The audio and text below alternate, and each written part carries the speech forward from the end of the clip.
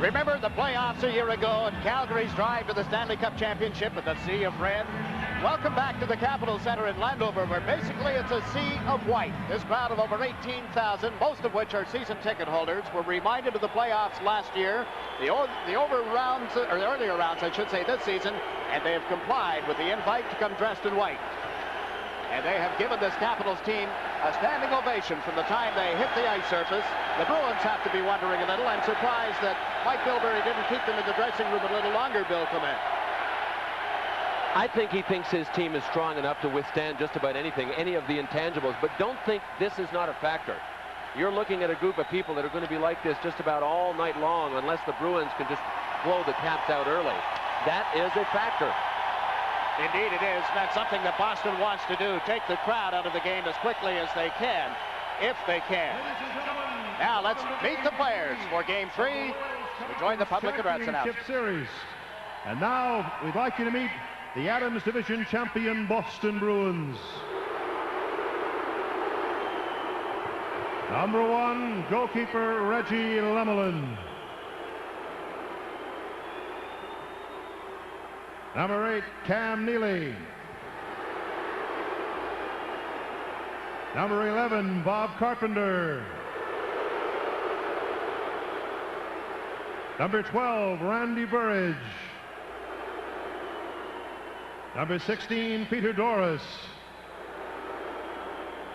Number 19, Dave Poulin. Number 20, Bob Sweeney. Number 23, Craig Johnny.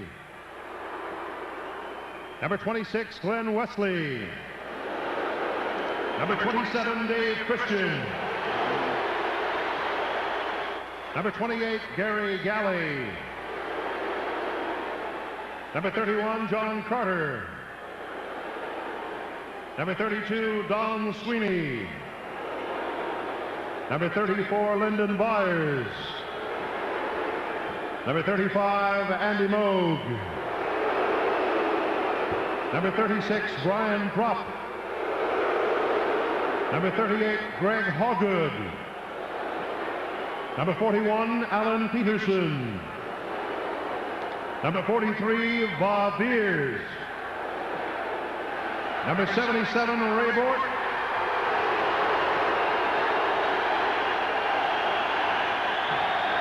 The head coach, Mike Milbury.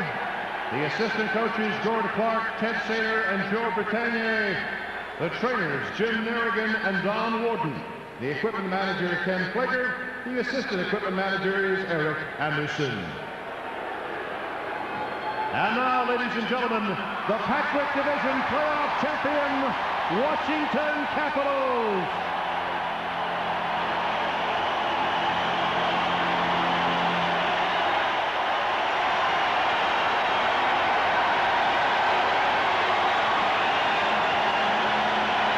Here's number 1, goalkeeper, Mike Lee. Number 3, Scott Stevens.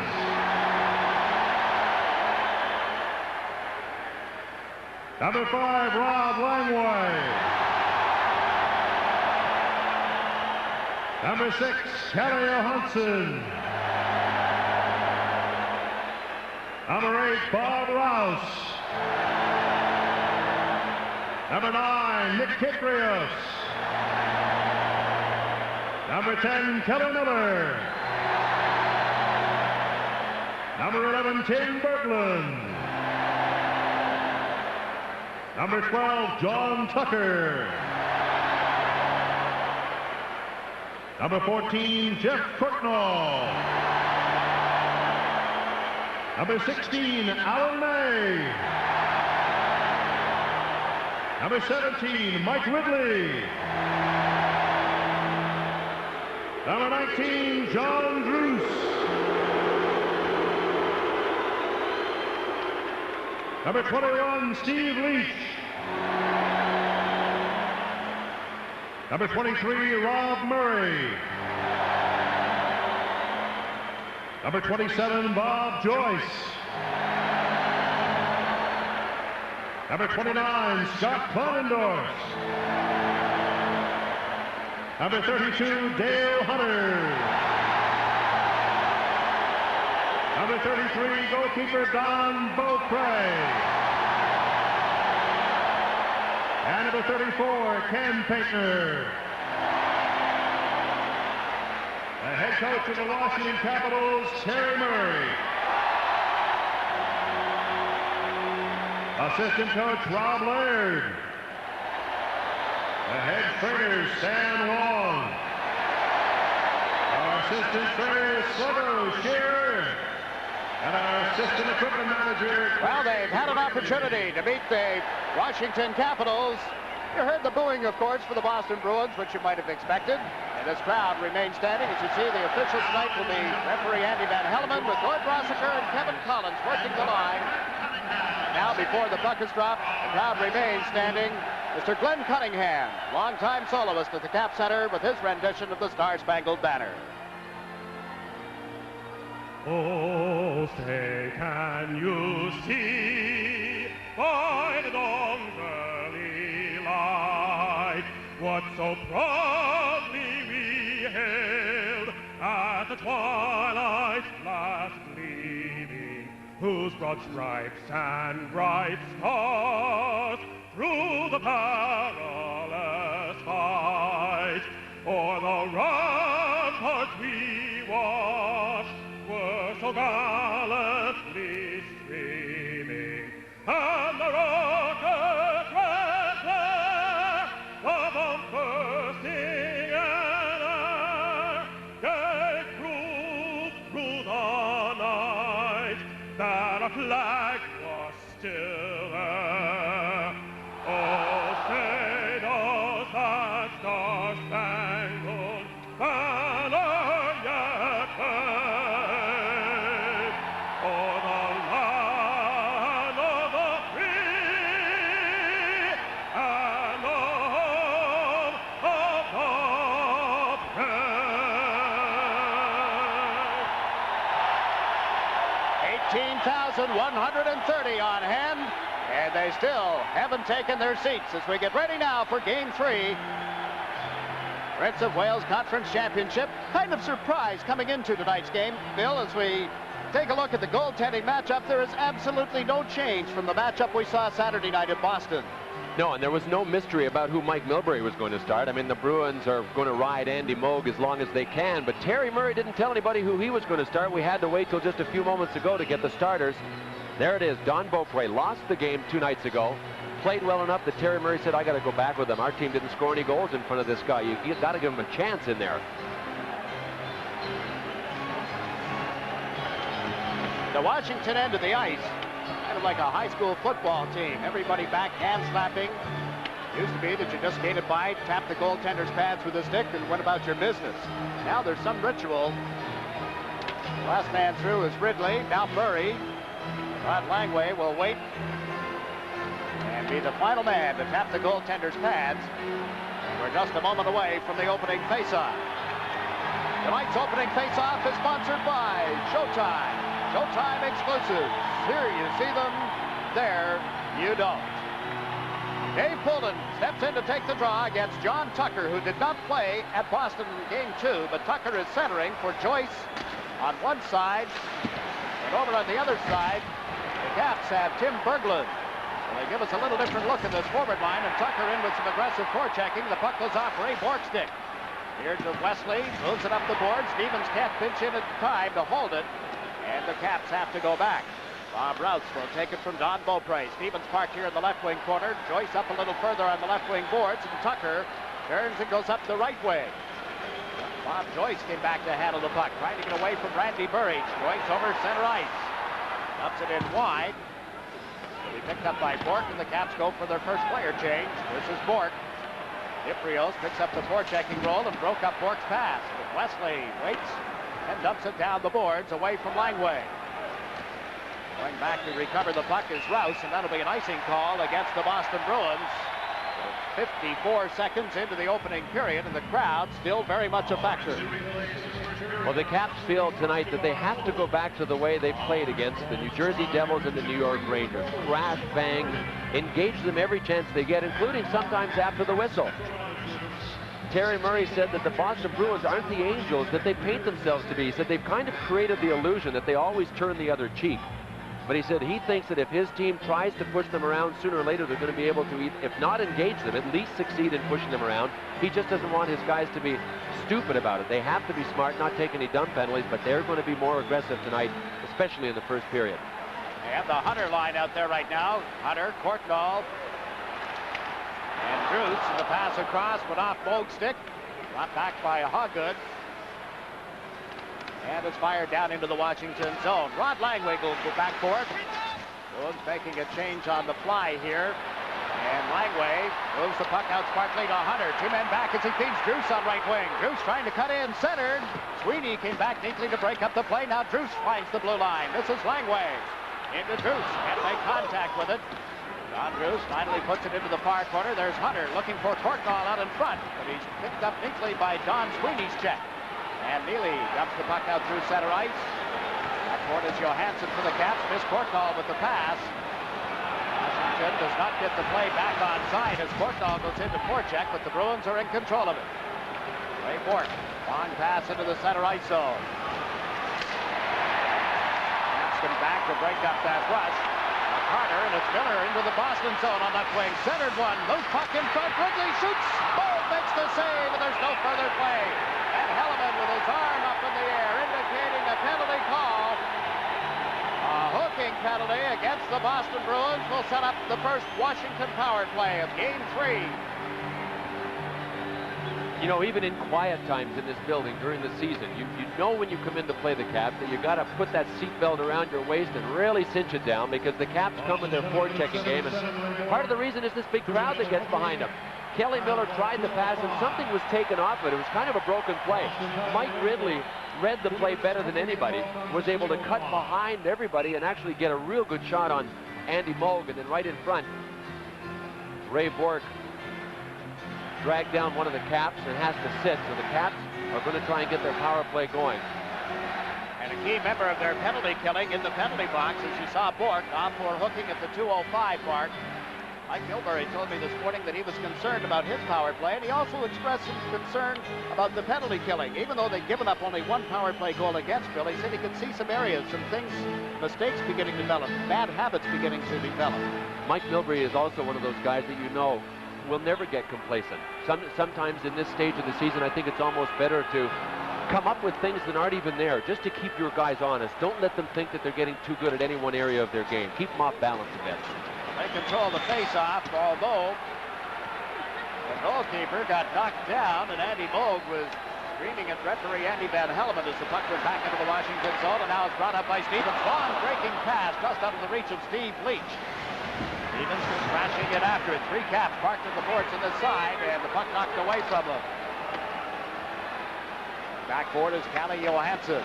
Minute and a half remaining now, and Bourque's hooking penalty as Johansson elects to carry it through center ice, and his pass is intercepted. Here's Carter off the left side. Big shot down the block in his boat way. Stevens handling it back to the net, has given it to Johansson. Calle Johansson to Scott Stevens. Steps over center ice and drives it in around the boards. Wesley is stripped of the puck. Here's Miller making the pass back to Johansson, then right back to Miller. Miller fires one, both right down, got a chunk of that, and Ridley handles it now as he goes to the corner. Giving it to Miller. Miller looked toward Johansson. He liked to hold on to it, placed it a little deeper. Bringing it back is Ridley. Puts it deep in the corner, and that goes over the glass and out of play with 52 seconds remaining now, and Bourque's hooking penalty. Just to go back to follow up on what you were saying about complacency, and Mike Milbury, after he had finished reading the paper, he folded it up, looked at me, and said, "I don't like this. I hate being the favorite. I'd rather be the underdog, sneak in here and do some business." Yeah, everybody certainly looks out for the favorite, including the Washington Caps, but you know, the Caps are 23-point underdogs after the regular season to the Boston Bruins. Then you take away Kevin Hatcher and Dino Ciccarelli, and then the distance seems even larger. But now there are two schools of thought on that trip to the Soviet Union at training camp. I mean, the Caps have made it here to the Final Four, and the Calgary Flames went out in the first round, and they were the two teams that went to the Soviet Union. Well, they both say they're not going to go back. Stevens trying to hold the puck at the blue line, could not. So it's an offside call. There's another area of concern for the Washington Capitals, the shoulder of Scott Stevens. You know, you mentioned the Soviet trip. in Washington here, in Calgary, of course, in the sidelines, and now the firing today of Terry Crisp. As you see him reacting at the Calgary bench, he was relieved of his duties as the coach today, has been invited to stay with the organization. There's speculation that with a number of coaching jobs available next season, that he just may go elsewhere. But this was his displeasure after having thought the Flames had scored in overtime of Game 6. Eventually, Los Angeles scored. You know the rest of it. Calgary went to the sidelines. Here's Stevens starting out on the Washington power play. Sven Courtnall comes over the line, a little off balance, and then he is met by Don Sweeney. Courtnall able to put it back in the net, however. The Bruins right on it in a hurry. Finally do get to it again, and Don Sweeney dumps it down the ice. 13 seconds left in the Washington power play. Stevens rounding the net. Courtnall moving up through center ice with him. The pass went to Hunter, and he's offside. Druce actually moved in ahead of the play over on right wing.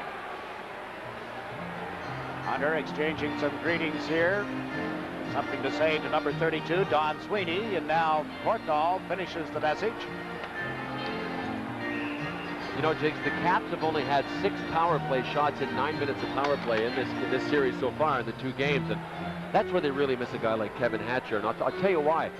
All but Bob Beers for the Boston Bruins, all the penalty killers are left-hand shots, forwards and defensemen. And when you're back in deep in your zone, if you're a left-hand shot, you really want to dump it out if you're trying to hard around in the left corner. If the RPMs and the puck are going your way, your body angle is better. So if you're a left-hand shot, you come out the left boards. That comes right up to Hatcher's side when he's in the lineup. With a guy playing his offside with Johansson back there, he's on the backhand. So where the Bruins would like to dump it out around the boards, Hatcher isn't there on his forehand side, and he's one of the best at picking it off the boards quickly and getting a quick slapper through to the net on the power play. Doesn't happen. Hatcher did skate lightly yesterday, but he's a long way from getting back into this lineup. Ray Bourque is out of the penalty box. Teams at 6 aside. And Bourque picks up the puck behind the Boston net. There is no score. They played just over 4 minutes in the opening period. Bourque with a quick pass up the middle to Byers. Tipped it to the right side. Now Wesley dumps it in. Beaupre handling it back of the net. Hoggood goes in after it. Beaupre played it around to the right side, and Johansson flips it outside the Washington line. Wesley and Bourque of the Boston defense handling the puck. Bourque plays it ahead to the Washington zone. Johansson was there quickly to Joyce. 2-on-2 as he comes over the line. Trying to make the play back to Berglund, and that didn't work. Johansson with a feed to Stevens. Tries to dump it in. His teammates going for a player change and went on both skates. Here's Wesley. Wesley dumps it down the boards, and the Bruins will change up. Bob Rouse waits behind the net as Ridley turns over on right wing, and Miller comes back to pick up the loose puck. Right back to Rouse. Healy in forechecking, and the Caps just dump it out of the zone. Back goes Don Sweeney, got pushed off the puck. There was nobody following through for the Caps, and now they'll chase it. This is Rouse over to Stevens. Stevens put it right on Ridley's stick. 3 Bruins back as the pass went to Miller. He's over the line. Miller trying to get it around Don Sweeney. Nice move. Miller holds a turn, shoots, and it hit the defenseman. Bounces right back to the boards for Steve Leach. Leach centers. Miller tips it in front, and again the defense comes to the aid of Andy Moog. This is Neely starting out for Boston. And Neely lost the handle on it, picks it up again, turns on Stevens, and dumps it back to the net. Puck gets rubbed into the boards by Bob Rouse, and Ridley goes for the puck. That's Ridley. Steve Leach now to Miller. Passing much better for the Caps here, but they're offside again. Some hesitation as Miller and Stevens got crossed up at the Boston blue line. So the play is called with just under 14 minutes to play in the first period. Sea of white, including the pom-poms, handed out to the fans as they arrived here at the Cap Center tonight. No score. We've had only one penalty called thus far. That's to Ray Bourque of the Bruins. The face-off is just outside the Boston line, controlled by Murray. Rob Murray with May on the right side, Kyprios on the left. Langway with that long shot. Kyprios in forechecking, laid a lick on Peterson. The puck comes back to Kleinendorf. His backhander knocked out of the air, finds its way to Langway. Lets one go, and it was blocked by Christian. And an interference penalty being called. Some activity in front of Andy Moog. Spotted by referee Andy Van Helleman, and another penalty is coming up. In front of Andy Moog. He actually must have gotten a piece of Andy Moog, but I don't even think he knew Moog was behind him. Here's the big hit on Peterson. Watch this crunch. Boom. Peterson got up so late, I thought he could have been hurt. He got him right on the back of the shoulder. with everything he had. Good heavy check. Some people may question, was that a clean check? The answer, well, yeah, although he did jump up off the skates a little bit. Airborne, but got him legally, cleanly. He was the man with the puck, he in this case, Peterson. But the Boston power play is on the ice. Dave Christian, former Washington Capital, making his first visit back to this arena since the trade in December. He goes into forecheck. Poulin comes in on the other side, gets the puck back to the Washington goal. Checked by Murray. All the way back to the blue line. Wesley held it in, giving it to Burridge from back of the net. Centered one. They score! Dave Christian.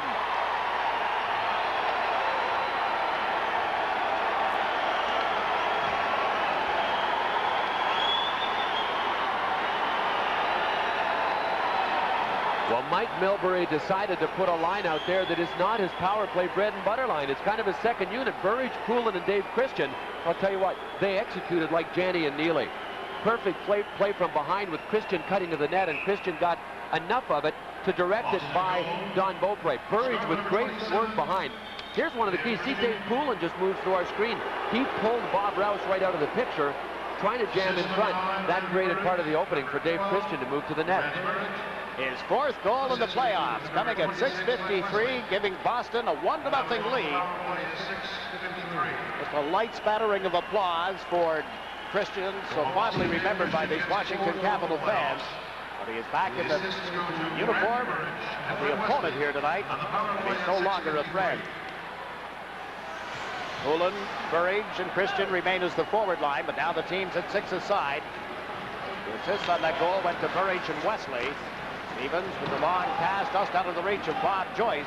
Loose back in the net, touched up by Bork. Could we get an icing call against the Washington Capitals? With the score, the Bruins won, the Caps nothing. Let's pause for a regional break.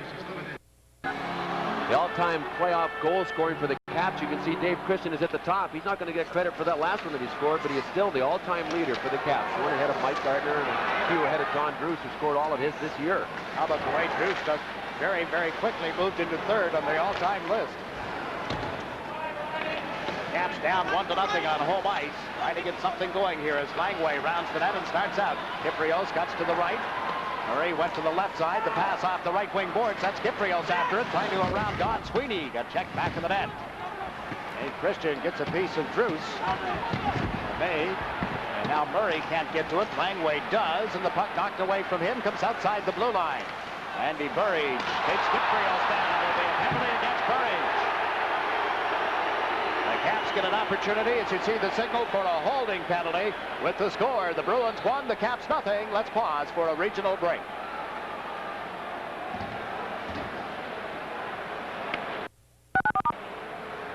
Boston penalty number 12, Randy Burridge, 2 minutes for holding at 8:06. Bruins, Randy Burridge gets 2 minutes for holding. 12 rounds at 8:06.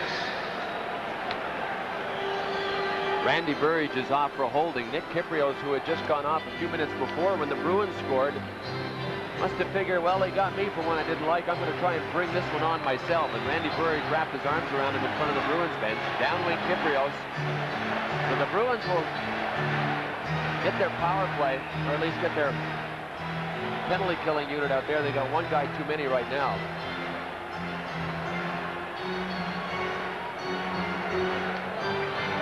Bruins have had 2 shots on goal, but now face the Washington power play, centered by Hunter.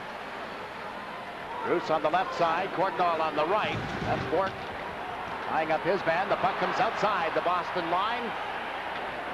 Full play, sliding out of the net. They'll hold it up for Johansson. He and Stevens manning the points. Johansson with a pass to Courtnall. Jeff Courtnall over center, trying to get away from Carter, and his pass, a bad one, was behind Hunter. The Bruins controlled it next, avoided an offside, and the Caps will start the power play deep in the zone. This is Stevens. Let's look toward Courtnall. He elected to carry it himself before dumping it in. Wesley chasing it.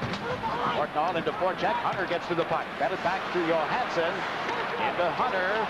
Across to Stevens. Lets one go, and it was tipped just wide. Courtnall actually didn't make contact. Tried to, and Hunter comes off the boards with a pass to Druce in front. Courtnall shoots. Bold the save, and there's no further play. This is probably the best puck movement on the Caps power play in this series. Crisp passes, no hesitation, and even though the Bruins were trying to force, they diffused it completely. Super save by Andy Moog, but Jeff Courtnall has to know when he gets it in front with a spin around move that Andy's going to go down. See how he's down before Courtnall even spins around? Courtnall tried a slider to the short or to the side that he thought Moog was going to be vacating, moving across the net. It didn't happen at all. He just tried a short slider back to the other side that he was hoping Moog had left, but he hadn't. He'd gone down and butterflied and he wasn't moving at all. Look at John Druce coming back to the Washington players bench as Terry Murray sends out Ridley with Leach and Joyce. Johansson and Stevens remain as the defense combination. Dave Poulin will take the face-off for the Boston Bruins. Poulin after the puck, Ridley over trying to knock it away from him. Gets help now from Leach and Joyce. All three Washington forwards tight on the boards on the far side of the ice, and the Bruins were able to clear it out. 52 seconds remaining in the penalty time against Burridge. Stevens makes the pass to Ridley. Pulls away from Poulin as he cuts to the right, gets over the Boston line, in and out of some traffic, the puck loose, and the Bruins are able to clear the zone. You know, that's a perfect example of how you need support. Nobody went with Ridley. Nobody was close to him, and you know, he went right into the heart of the traffic of the Boston zone that was kind of setting up, backing up. He had no place to go with it. He couldn't even dump it into the corner because the Bruins tied his stick up. But anytime your center or your puck carrier is crossing the blue line, he needs support. You've got to get next to him. This time they carry it in. Joyce finally puts it back in the net. Leach gets in front of Ray Bourque, and here's Bob Joyce. Joyce trying to center it. It comes back to the point. Now Stevens tees it up. Lets one go that bounced off Neely. Ends up in the corner. Rouse after it. Slapping of the stick to indicate that Burridge is coming out, and he does. Gets the puck at center ice. On the breakaway against Beaupre. Big stop by Don Beaupre.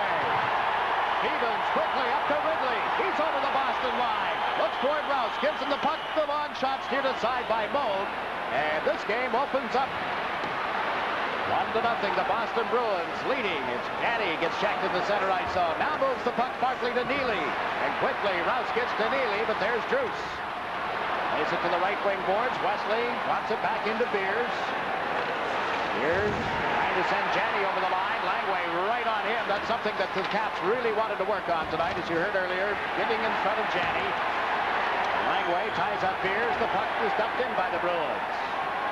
Beaupre leads it for Rod Langway. Courtnall moves up the left side. Druce goes to the right. Langway drops the puck. Bob Rouse leads Druce, who tips it into the Boston zone. Courtnall in after it. Old reverses things, flipping it around to the near side. Brendan Byers comes off the boards. Got hit by Druce, but the Bruins control the puck. Frank Hoggood with a pass to Sweeney. Bob Sweeney cutting in. Shoots. Beaupre, another big save. Sweeney, who did not have a shot on goal in the game on Saturday, and a great chance with the score. The Bruins won, the Caps nothing. Let's pause for a regional break. Boy, Terry Murray looks like a genius now, doesn't he, for starting Don Beaupre? Sure, the Bruins lead 1-0, but take a look at these two saves. First, the breakaway. As Randy Burridge came out of the box, Beaupre just held his ground. You know that Burridge hit him on that one, but the key was Beaupre didn't commit first. And then Sweeney. This is a great play by Sweeney. Once again, Beaupre outweighted him. You can't commit first. Two great replays and super saves by Beaupre by holding his ground. Boy, did Sweeney get the Washington defenseman turned around. Now the Caps banging and crashing in the Boston end of the ice. The Bruins up with the puck, however. The defenseman, Don Sweeney, shoots from the point up into the chest protector and held by Don Beaupre. 8 minutes, 13 seconds remaining in this first period. Some milling around out in front of Don Beaupre. The Bruins have had 5 shots on goal, 4 of which have been labeled.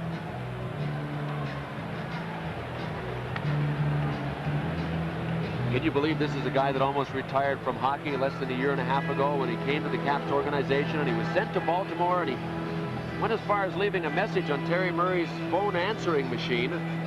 Terry Murray never called him back. What was he going to tell him? He was going to tell him that he was planning on retiring. Are they ever glad he didn't right now? And the backup goaltender tonight, Mike Liut, came over to the Washington Capitals at the trading deadline, dealt by the Hartford Whalers, and a lot of people said, uh-oh, that's just exactly what the Caps needed to make a run at it.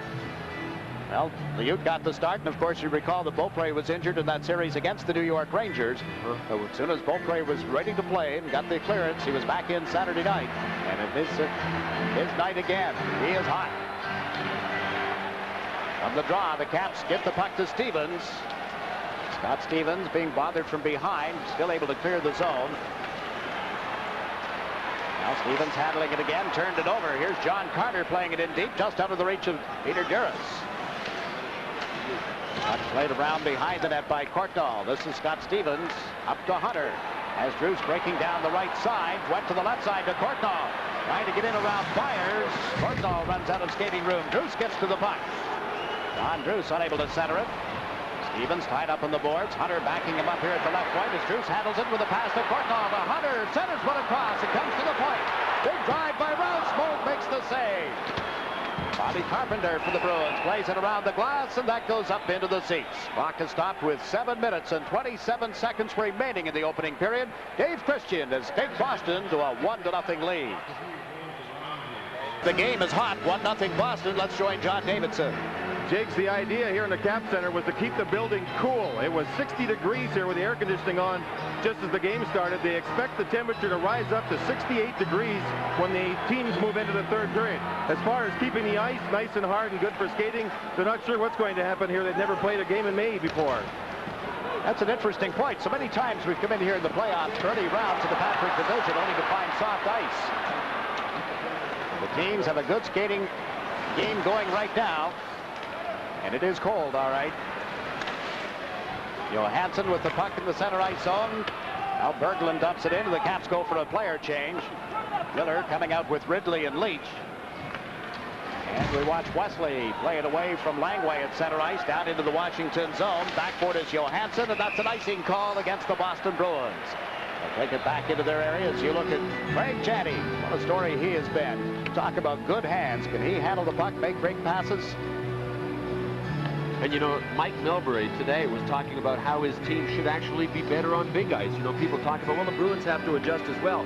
We have talked about the Bruins being smaller, quicker than the Washington Caps. Why wouldn't that be better on big ice? I agree with Mike Milbury. Bigger ice has to help the Bruins as well. And when you give a guy like Craig Janney more space, you give him more time, and then you got to deal with a guy like Cam Neely. I think Neely and Janney on an Olympic-sized rink, and we talked about this in Boston, the aspect of it being easier to play without the puck. The smaller the rink is, well, the bigger the rink is, the other is true, and that's why Janney should be great here.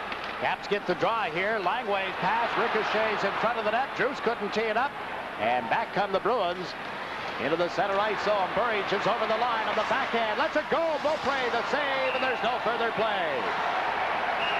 Christian in, milling around at the side of the nets and shoving out in front of the goal as Hunter took a dislike to Randy Burridge being in that area. But, you know, Jakes, this is a matchup we've talked about since this series started. The Dave Poulin line, there's Randy Burridge. He's on the left side. Christian's on the right. They're playing here against the Dale Hunter line, and we had mentioned a couple of times that neither coach seems to mind this matchup. I'll tell you one thing, Dave Poulin's line has had a strong series. Randy Burridge has played well also. And it's a lot of pressure to put on the Dale Hunter line with Jeff Cornell on one side and Druce on the other side. One line can't really carry a team. They have to get some production from other guys. I mean, if Rod Langway scores, that's a bonus. But, you know, they got another line with Kelly Miller and Steve Leach and Mike Ridley that really has to produce for the Caps to get going in this series as well. And nothing on the board in game number 2 on Saturday night. It's Andy Moog fashioned a 3-0 shutout. And you have to go back a long way to find the last Washington goal in this series. It was at 17:39 of game 1. That was second period. 17:39. So they have gone almost 5 full periods without being able to put anything by Andy Moog. And now the face-off in the Washington end of the ice. Ridley getting ready to take the draw against Janney. Kropp is on the left, Neely on the right for the Bruins. Boston's defense combination. Wesley and Galley. Gary Galley's long shot turned aside by Beaupre. Now weighted. Ryan Kropp got to the puck and wheels it around the boards for Cam Neely. He's in a collision with Stevens. Neely holding on to the puck. Good play, getting it back to the point. Galley can't hold it. Miller can't get around him either. And here's Stevens losing it. Goes shoulder to shoulder with Neely. And Stevens comes back pawing at Neely as the play moves back inside the Washington zone.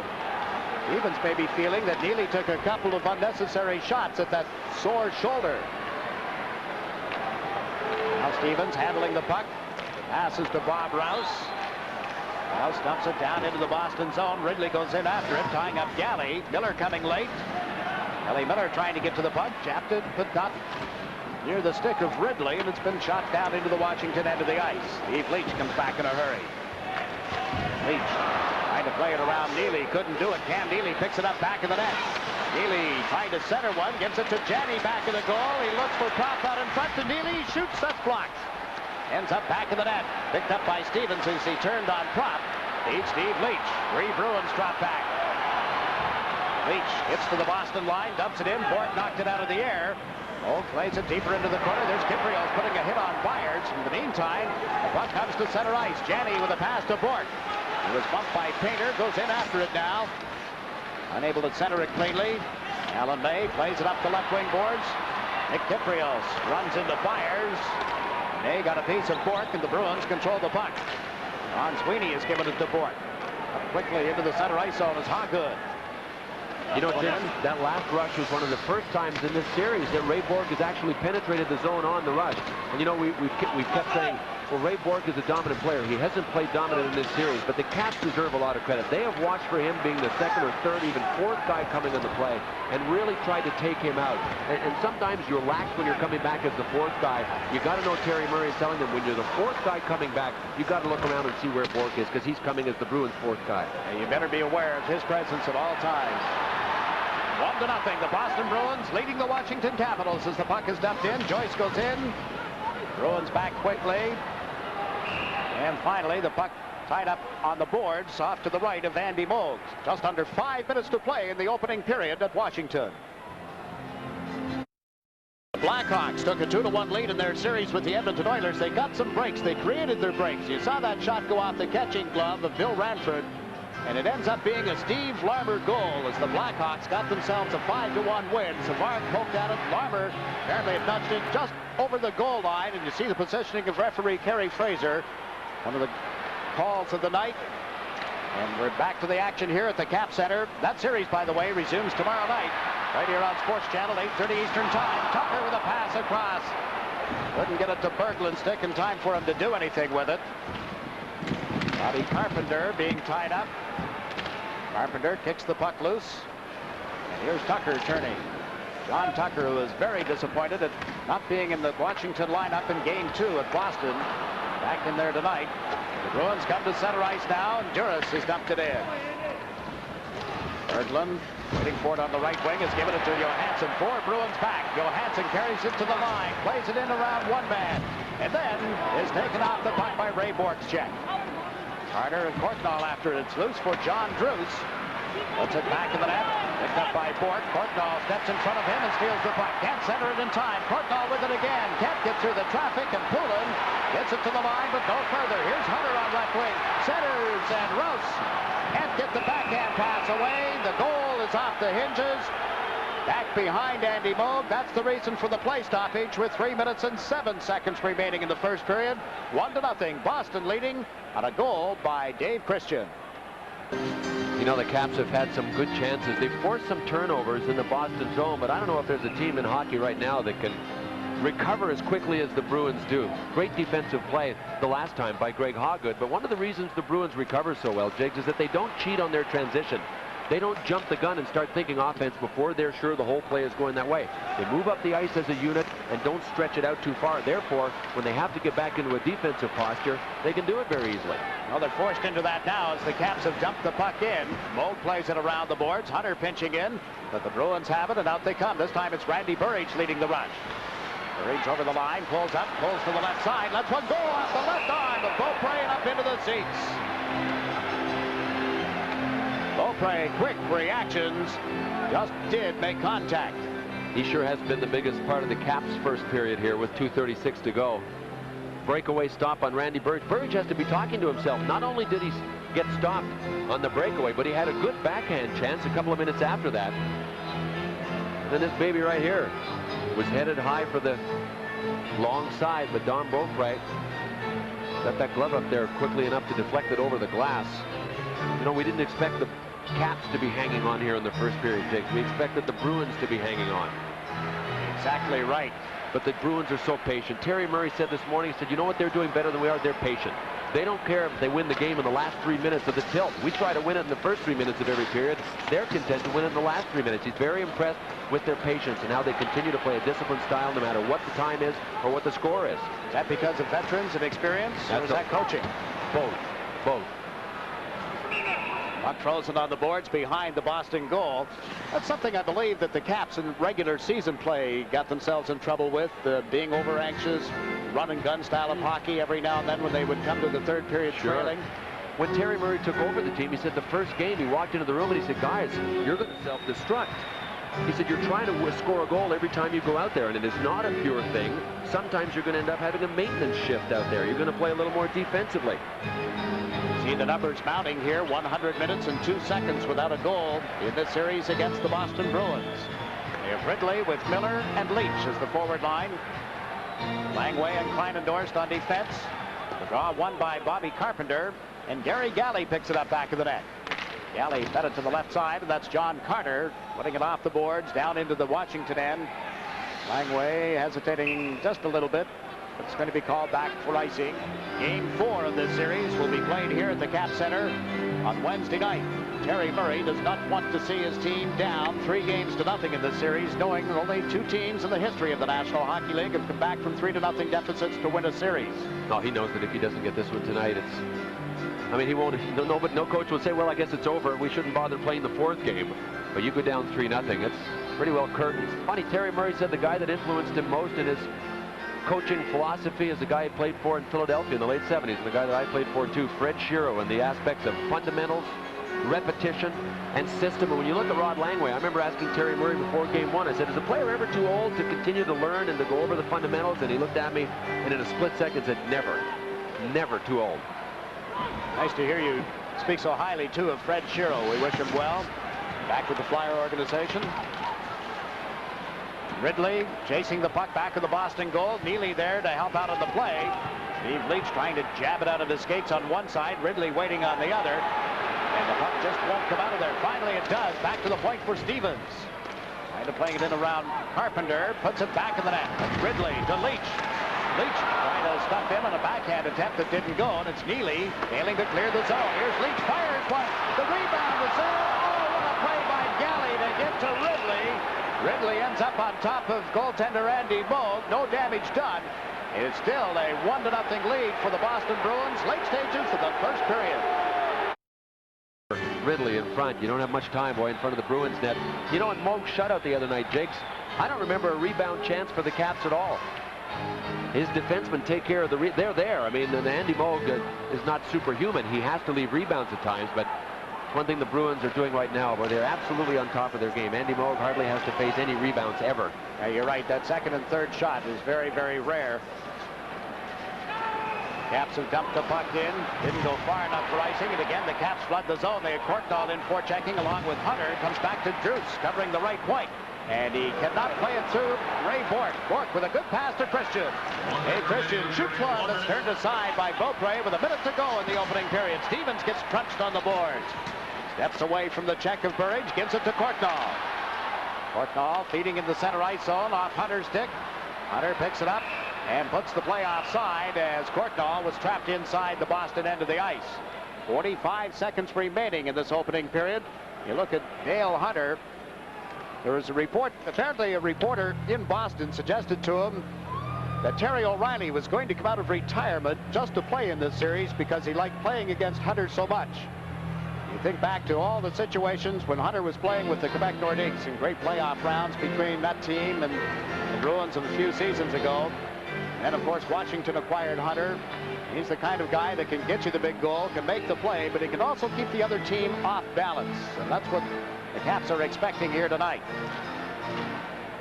Back for a rest. Tucker has gone to the center ice position. He has Berglund on the right side, Joyce on the left. Galley parked behind his own goal. The Boston defenseman who once wore a Washington uniform laid it up the left side, and it's Randy Burridge clearing it out. Burridge with Poulin and Christian, the forward line for the Boston Bruins. Little collision here as Galley and Moog met. The puck goes off the boards. Joyce can't get to it. Christian turns it over. Joyce can't make the play, however. Good recovery, as Bill Clement mentioned earlier. Once the Bruins give the puck away, they're quick to get right back on it, as you saw there. Caps can't do anything with it. Johansson dumps it in with 3 seconds remaining in the opening period. And the 0 put up by Andy Moog in Game 2 continues on into Game 3. It's been over 5 periods now without a goal against for that man, Andy Moog. John Davidson, I'm sure, has some thoughts on goaltending. John? Fine goaltending at both ends of the ice, Jigs. One thing Washington wanted to make sure of in this game was not to panic if they got down. Earlier in the series, they felt once they got down a goal or two, they had to try and get it back immediately. They feel in this game, no sense in panicking. They did have a lot of puck possession in that period, but not many rebound chances on Andy Moog, who again was strong. Jigs? Boston had their best opportunities early in a couple of 2-on-1 breaks, a couple of solo dashes, and the power play goal by Dave Christian has taken the Boston Bruins to a 1-0 lead over the Washington Capitals in Game 3 of the Wales Conference Final Round. One period in our game, the Boston Bruins lead the Washington Capitals by a count of 1-0. As in games 1 and 2, the Bruins have scored first in this one. It was Dave Christian collecting on the power play from Burridge and Wesley at the 6:53 mark of the period. Bruins only had 2 shots in the first 10 minutes of play, but through that first period, it came out all even at 9 shots apiece. Now to Bill Clement and the assist leader in the entire playoffs in the NHL, the Bruins, Craig Janney. Thank you very much. That's in spite of the fact that Craig Janney has missed 3 games in the playoffs, still leads all players in the assist department. Everybody's talking about your playmaking, but it's not so much because of the assist.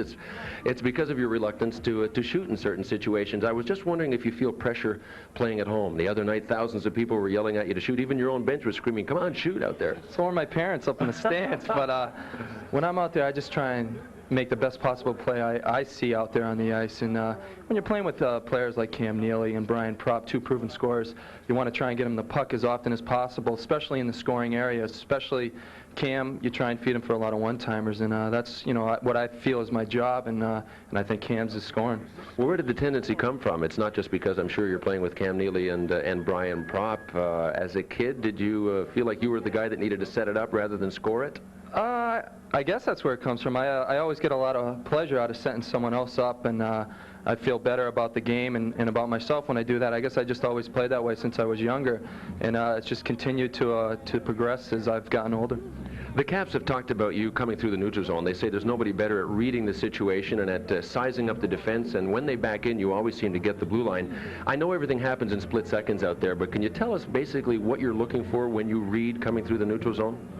What I'm trying to do is slow down a little bit. That's what I try and do at the blue line. I know most coaches say speed up. I like to hesitate a little and let them back up a couple steps. And once they back up a couple steps, I'm able to get the blue line with the puck under control, and then I can either pull up or speed up and make the play. And Cam and Brian have really read it well, especially Cam. I've played with Cam now probably 3 years, and he really reads the play extremely well, and that's why we're so good together. Does that mean when you cross the blue line, you look for Cam first?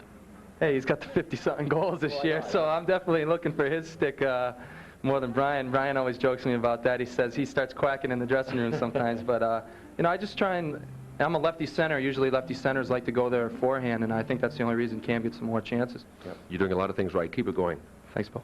Craig Janney of the Boston Bruins. His team leads the Capitals by a score of 1-0 at the end of the first. Coming up, Bob Papa is going to update you on the firing today of Terry Crisp, coach of the Calgary Flames. Complete in Landover, Maryland. The Bruins lead the Capitals 1-0. Well, the inevitable has happened in Calgary. Terry Crisp, known for his shoot-from-the-hip style, was fired as the Flames head coach after 3 stormy seasons. Calgary president and general manager Cliff Fletcher announced the move this afternoon.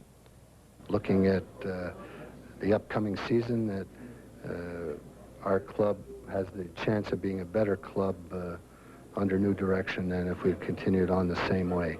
In his 3 years as head coach, the 46-year-old Crisp posted a 144, 63, and 33 record with 3 straight Smythe Division regular season crowns. Crisp reached the top last season. As the Flames wrapped up last year's conference finals against Chicago, he wore his emotions on his sleeve.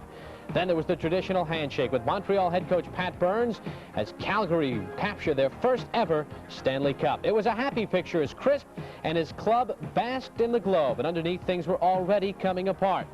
His players were grumbling about his gruff and tough style.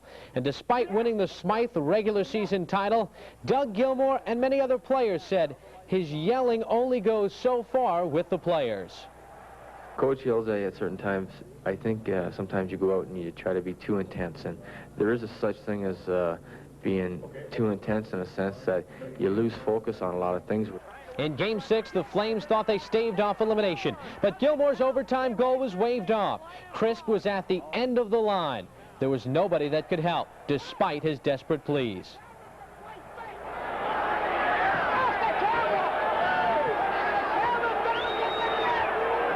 And after Mike Krushelinski scored in the second overtime, it was curtains for the Crisp era.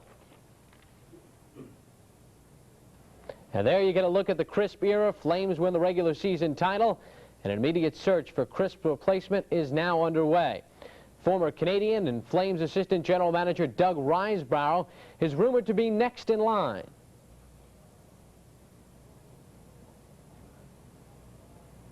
I'm not going to speculate whether I am or am not. I think the important thing is to say, what do we need? What do we think that position has to be fulfilled? Then look at the candidates and see if they can qualify for that. Well, it should be interesting to see who takes the hot seat with the Flames. That wraps it up from our New York studios. I'm Bob Papa. Back to the Cap Center after these words.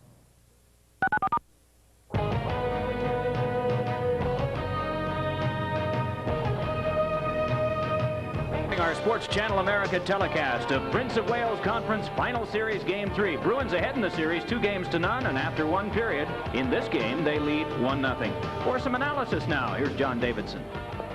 Thanks, Mike. You know, a lot of these teams that get through the playoffs or to this area of the playoffs have to be smart defensive teams. And a lot of smart defensive play is not necessarily in your own zone. It's also in the neutral zone. And we look at this first play, we'll notice how the Capitals try their neutral zone trap. You'll see here the Boston defensemen are in pretty good shape. They have control of the puck. Washington has just forced the puck out of the zone, and the three Bruin forwards are over on one side of the ice. Now watch as you see the Capitals charge a defenseman. Now if we stop it here, you'll see the pass go from one defenseman to the other. You see the Caps have their players on this side of the ice and two of them over here. They'll now start to set up their neutral zone play by trying to cut everything into this side of the ice. See the Bruins move up the ice. Now if we stop it, the old days of hockey, the left winger used to be staying way over on that side of the ice, not go over this line at all. But if we watch here, everybody goes over to the mid side. You see the turnover there, and they're able to move up the ice and start back on the offensive. It's a fine neutral zone play by the Caps to be able to break into the offensive zone. Now, as far as power plays go, a lot of people say, why do teams, when they're on the power play, dump the puck into the offensive zone? If you do it smartly, you can get possession. You'll see Bork here fire the puck in hard. It will go around the net, but watch the Bruins send people in after that loose puck. The puck was shot in hard, so the goaltender could not get it. Now we see the Bruins moving in. Stop it, and you'll see one Bruin, two Bruins, three Bruins. They charge in deep to get control of the puck. They'll come up with it here, but you can outnumber the opposition because they're on the power play. Now as the puck gets moved back to the point, Wesley will get the puck. You'll see the Bruins start to set up. Now, stop here, and you'll see the man in front is about to be checked by this defenseman. That's Prop. He's going to be cleared out. This man, seeing he's going to be cleared out, will come right inside, and this man, who's on the puck over here behind the net, will step out and set this man up coming through. Now they roll it. You'll see the man coming through the slot after Prop is cleared out, a little backhand pass, and in the net. The whole play was set up because the Bruins dumped the puck in smartly and got control of it. Ex-Capital Dave Christian, a goal in his old home arena on that play, and the Bruins lead 1-0. With Berglund and Joyce as we watch the forechecking out from Berglund. He took Wesley in heavily. Wesley feeling that, reacting a little, and now Bork is bumped by Berglund as he moved it around to the far side, and Stevens pinches in. Stevens plying at Christian, who pulls up with the puck. Berglund, or Tucker now, gets to him, and it's cleared out into the center ice area. Stevens will chase it down. Don Sweeney comes out to replace Wesley. And the Boston defense, and here's Stevens, the Washington defenseman, playing it on into the Boston zone. Into forecheck goes Joyce. Don Sweeney lost it. Bob Joyce trying to get it out in front. Tucker comes in to control the puck. John Tucker centers too big, comes back outside the line. And Langway has dumped it on in. This is Bork. Raymond Bourque with an outlet. Joyce is checked. The puck comes right back into the Boston zone. They turn it over. The drive just wide as Murray teed it up quickly. Back come the Bruins. Janney down right wing. Trying to move up with him is Murray. Janney gets checked at the blue line, and Langway beats one quickly. Over the line is Kyprios. Murray moves to the front of the net. Moe kicks that aside. Caps trying to get some offense going here. Kyprios out of the corner. Christian right on him. The puck loose back of the net now. Murray steps in, and Galley knocks it away. This is Janney. Overskated it. Caps hold it in at the blue line. Scott Stevens. It comes right back. A big drive. Moe makes the save off May. Murray, May, and Kyprios handling things here on behalf of the Caps. Bruins hemmed in, but finally Randy Burridge gets to it and clears it out to Janney. Janney bumped in the center ice area, and again the Bruins are forced right back in. Wesley dancing away from the forechecking. He's up the right side. Hunter, Corkdahl, and Drews the forwards. Janney is over the line, 2-on-1. There's a pass to Carter. He shoots. Beaupré makes the save. He turned, looked behind him. The puck was not in the net. Beaupré has been unbelievable thus far. From the nation's capital, the 1990 Stanley Cup playoffs are brought to you by Toyota. I love what you do for me. By Scope, the best thing, first thing in the morning. By Heineken and Amstel Light, America's #1 imported beers. They're the tops. And by Nike, who reminds you to just do it. Boy, Don Beaupré has been the story. Then again, Craig Janney going in on a 2-on-1. He elected to pass to this guy, to John Carter. I think Carter may have thought for a moment, Jake, of moving it back over to Craig Janney, and that's why he didn't shoot the puck right away. As soon as he delayed, Don Beaupré was over, had the pads stacked. I mean, he made a great save. Think back to the first period. The breakaway by Burridge. The great save off Bob Sweeney. We now add the name John Carter to the people that have been denied tonight by Don Beaupré. Still a 1-0 Boston lead.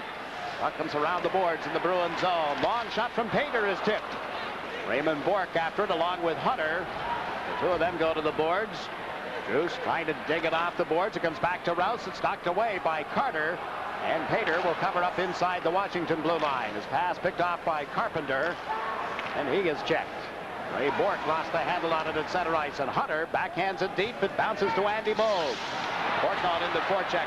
Force Peterson off the play. Now Rouse pitches in from the right point. Courtnall still can't get away from Peterson. The puck loose on the end boards. Courtnall has it.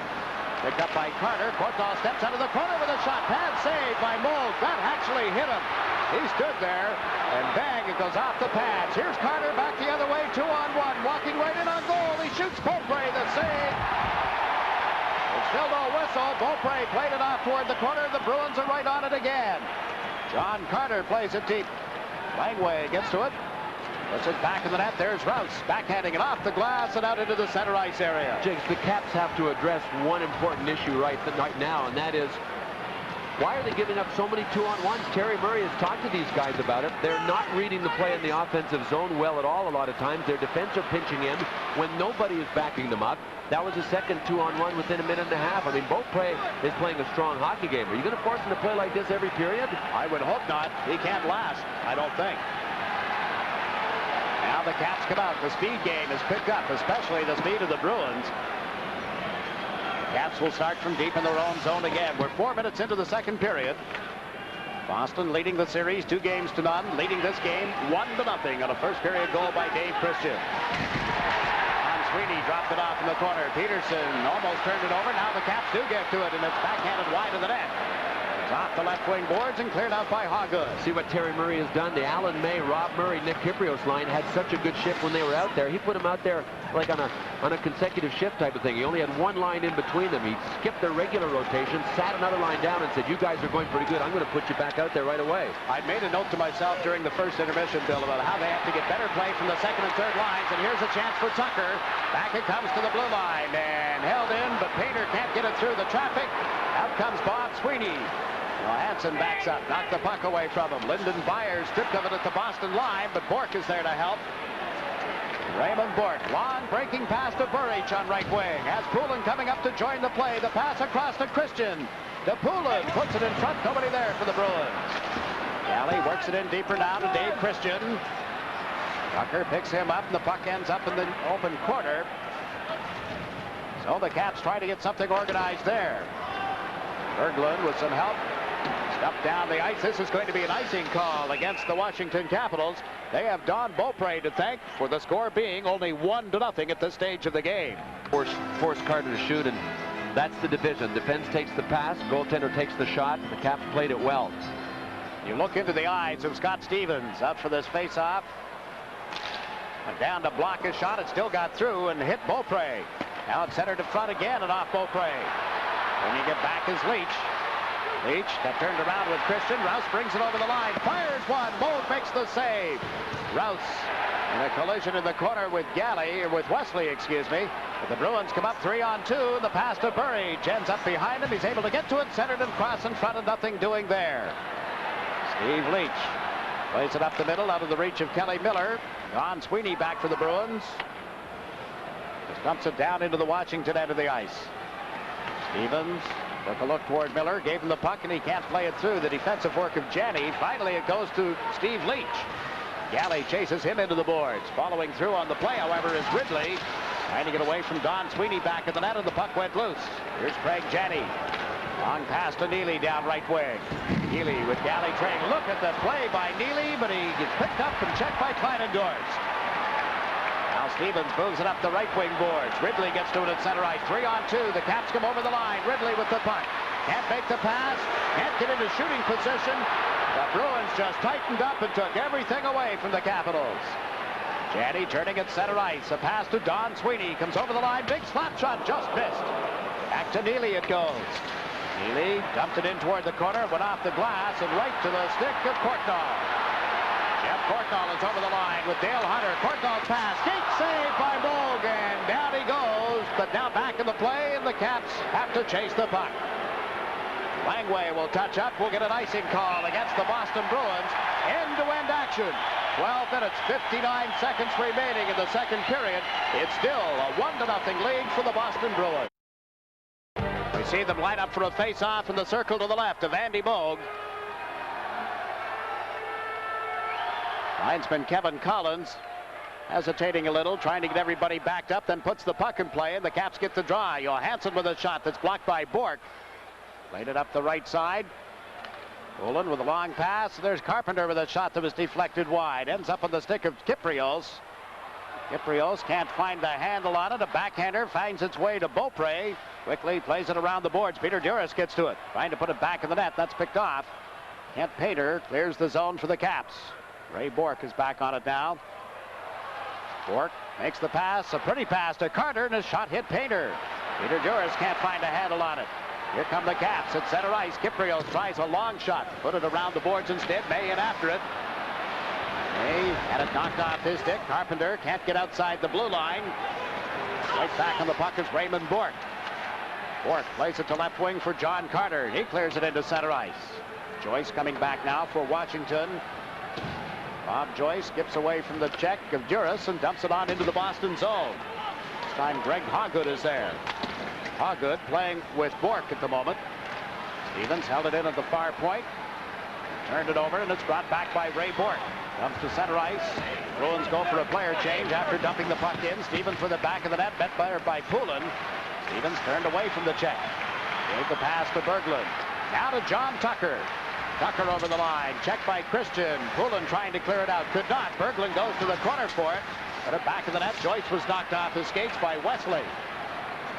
Andy Burridge gets a stick on it and clears it off the boards and down into the Washington end of the ice. Quickly, Christian goes racing it after it, forcing Stevens to make the play. Stevens got checked. Had some help there, and the Caps are able to move it out to center. Hunter did not get a stick on it. And now, as the Caps touch it next, that does develop into an offside pass.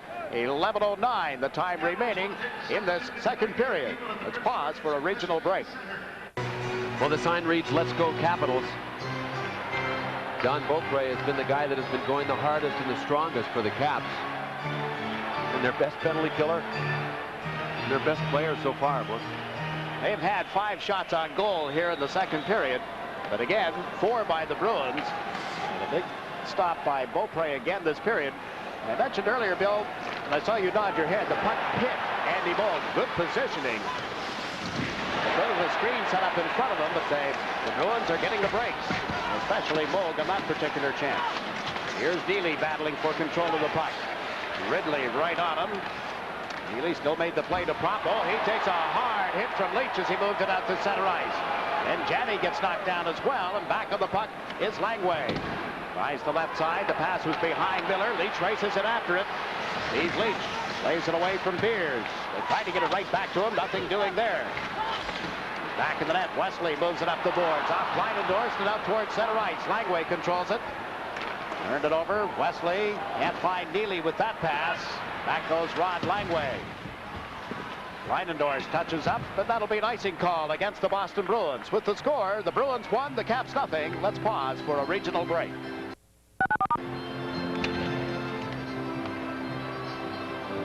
Sports Channel America's finishing your checks. Here's what it's all about. Boom. Steve Leach on Brian Propp. Propp had passed the puck a good second before, and the second's a long time on the ice, all right? It's not a short time, it's a long time. Leach kept on coming at him, and Propp just saw him coming at the last second. But that's what finishing your check is all about. Even when the guy passes it, take him out. Now the Bruins break out of the zone. Here's Don Sweeney leading the rush. His pass, however, behind Bob Sweeney, and again finishing the check. Rouse, this time against Galley. He went down heavily. Gary Galley, we didn't think would play game 2. He has a new knee brace, and he has been very effective out there. We see the Caps going to him more and more tonight. You know what, Jiggs? In game 2 in Boston, too, the Caps were able to get around him wide to the outside. It's his left knee.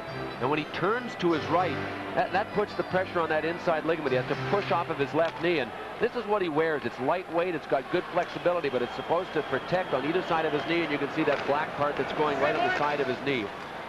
Supposed to give him stability where those ligaments actually run, and they're becoming so sophisticated that a player can play much quicker than he used to be. John Carter got whacked by Rouse as he tried to cut in on goal. Stevens handles it back of the net. I'm going to say more and more players wearing those knee braces. Some guys wear them that have never had knee injuries, you know that? Just to try and prevent knee injuries. Now the puck loose. Hunter trying to set up Drews. It comes back to Kleinendorf. The drive to the point. Hit the outside of the net. Don Sweeney plays it to the line, but not out. Kleinendorf trying to set it up for Courtnall. He couldn't handle it. Moog does. Just gave it to Don Sweeney. Up the boards to Carter, and Kleinendorf rams into him. But Gary Galley is there, and the Bruins force the Caps back. Quickly, Stevens sends Drews over the line. Drews trying to go around Don Sweeney. Gets checked. His puck handled by Bob Sweeney. The net is off. The scuffle ensuing after the plays. You see those two down in the corner, and now all of this behind the area that had just been vacated by the goal, and Andy Moog. And Moog is in the middle of the tussle. Well, he went after Dale Hunter right there. Here's the pile behind the goal. It's not behind the goal anymore. The goal is off to the side. The Caps defensemen haven't joined in, so there are 5 Bruins in there and only 3 Caps. Scott Kleinendorf and Scott Stevens are standing out at the top of the hash marks. So the linesman will separate this, and the score remains. The Bruins 1, the Caps nothing, as we pause for a regional break. Sports Channel America's coverage of the Wales Conference Championship Series will continue in a moment. Without his helmet and face mask, the Bruins are complaining to referee Van Helleman as we get the announcements on the penalties, but here's how it all developed. Well, there was one session going on over in the corner. That was Don Sweeney and his guy, but it's John Carter that took Dale Hunter into the net. And Hunter looked around to see if there was a penalty call and said, well, I'm just going to latch on here.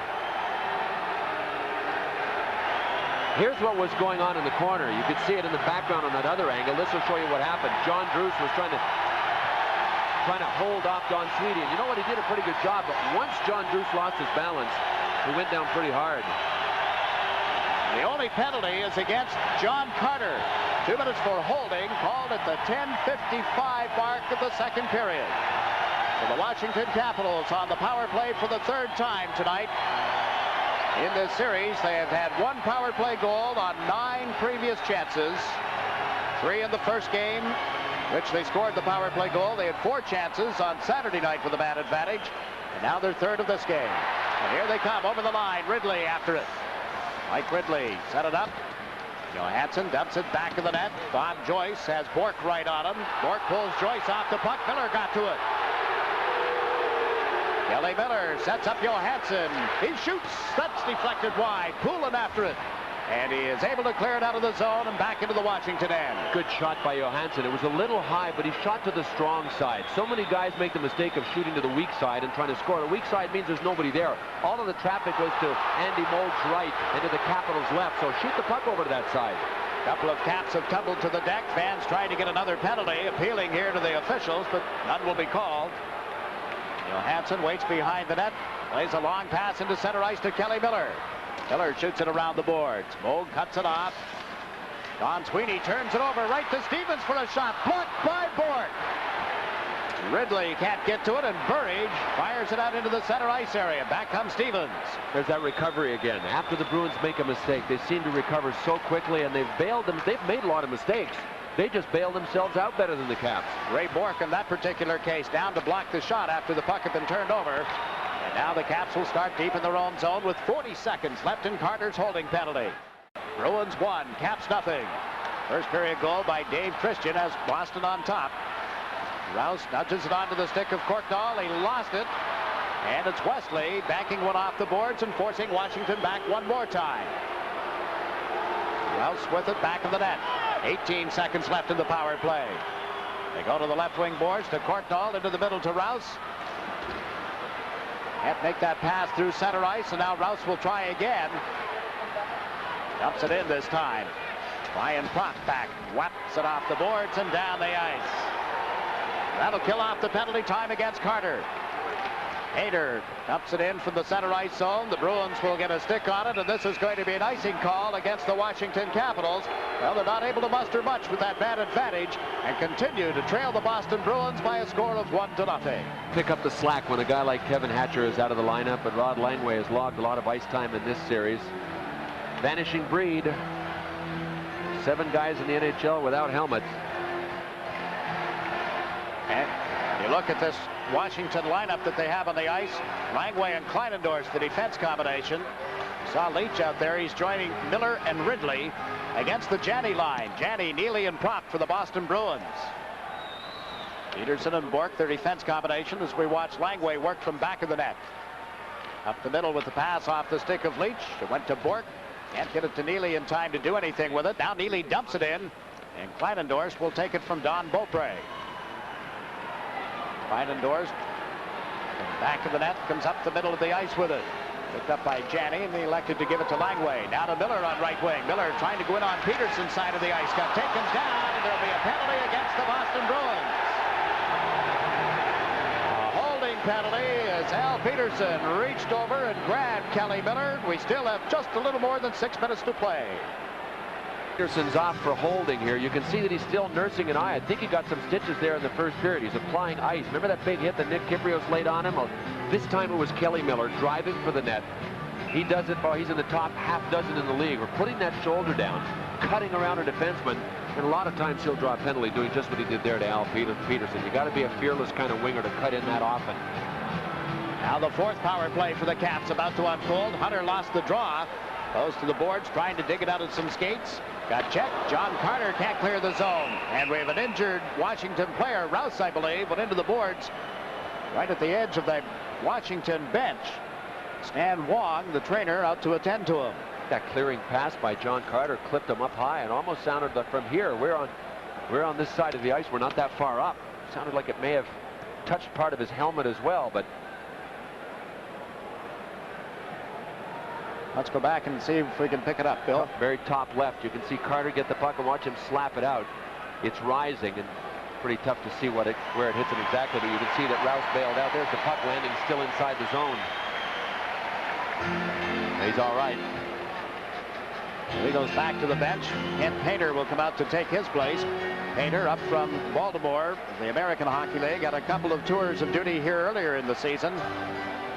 He'll play the right point. Johansson on the left side. It's Druce, Hunter, and Courtnall as the Washington forwards. Carpenter and Carter, the forwards for Boston, with Wesley and Bork on defense. 1 minute and 45 seconds left in Peterson's holding penalty. 1-0, the Boston Bruins in the lead here at the Cap Center. Kent Painter slaps it around the boards hard this time, and it comes all the way out of the zone and back into the Washington end. Beaupre sets it up back in the net. Allie Johansson carrying it. Feeds it up ahead to Hunter, who is parked at the blue line. Dumps it toward the corner. There's Druce. He has Courtnall open back of the net. Gives him to him. Out of the blue line. Johansson to Courtnall. Had to reach for it. Wesley was on him in a hurry. Hunter's centering pass gets all the way back to the point for Painter. Into Druce. Bourque trying to poke it away from him. Druce turns, gives it to Hunter. With Courtnall open in front of the net, couldn't get it to him. Hunter ends up sitting on top of one of the Bruins, and the puck comes back to the point. Painter to Courtnall. Courtnall to the backhand. Centers one in front. Druce couldn't get to it. Lying on the ice, he centers. Courtnall is dragged down. There's another Boston penalty to be called. A shot from Johansson went wide. Now it's centered in front, and Hunter can't get to it. Wesley is hurt. You see Wesley writhing in pain, and now the Bruins training staff comes out. John Carter is going to be penalized. In the meantime, Hunter and Bourque have something going at the side of the net. It started with Hunter and Andy Moog. Andy Moog got up and was pointing at Hunter with his catching glove, and he actually touched him, pointing, here's the guy that did it. When Hunter saw him doing that, he turned around and started to tap Andy in the chin, right under his mask. At that point, Moog led with one punch and caught Hunter, and that's when Bourque moved in. But Glenn Wesley was in a lot of pain, holding his face. They have taken the body on Wesley throughout this entire game. I saw him go back to the bench, hurting, trying to catch his breath in the first period. Well, here's part of it. I mean, Hunter's sitting on Wesley in the corner. Let's see if we can figure out what happens. Wesley's still in our picture at the top. Now he's gone, but there is Hunter in front, just waiting for trouble. Now Wesley's still all right there. Tried to get the puck in.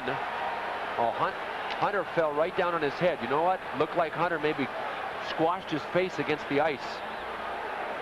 Watch 26 for the Bruins on the left go down and try and pull the puck in. Hunter actually helped him go down. But now as he's pulling the puck in, watch this. Watch Dale Hunter come. Oh, man. Boy, that's we saw that earlier in the playoffs. Luc Robitaille did that to Joel Otto. Broke his nose, squashed it into the ice.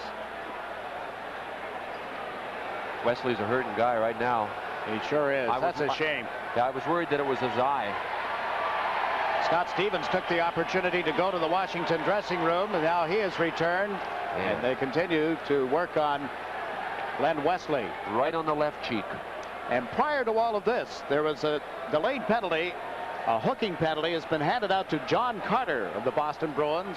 There will be a 39-second situation with a two-man advantage for the Washington Capitals coming up once we get play underway again. And things are looking a little better for Wesley at this moment. You see it from this angle. There's the penalty right there to Carter. You know, Andy Van Hellemond is there on the right, and it didn't look that bad, Jakes, when we first looked at it, but that one low angle that we saw it from really showed how Wesley's face got jammed into the ice. Boy, oh boy. Mike Milbury, not a very happy coach at that Boston bench. Wesley is coming back at this moment. On three for the Caps. After Glenn Wesley made his way to the bench, he's sitting there and he's all right, but the play was blown down because of this call. The penalty to John Carter. It was a hooking call, so for 39 seconds, here goes the 5-on-3. Hunter will take the face-off. Courtnall is on the right side. Druce on the left. Johansson has moved up to join the play here as a forward. Stevens the lone man back. Bobby Carpenter to take the face-off on behalf of the Bruins. Caps get to it, and Druce fired one wide. Nobody covering the left point, and Stevens has to come back in a hurry. You know, you got to be so careful to hit the net on a sharp angle shot like that. If it's a low percentage shot, it's got a higher percentage of a chance to getting out of the zone. Now Hunter sets it up at the line, and Courtnall put it right on. Here's Druce coming out of the corner. Centers it off Moog. Druce at the side of the net. Hunter able to get it to Courtnall. Back it goes to Stevens. Stevens shoots one. Moog the save. The rebound is scored. John Druce.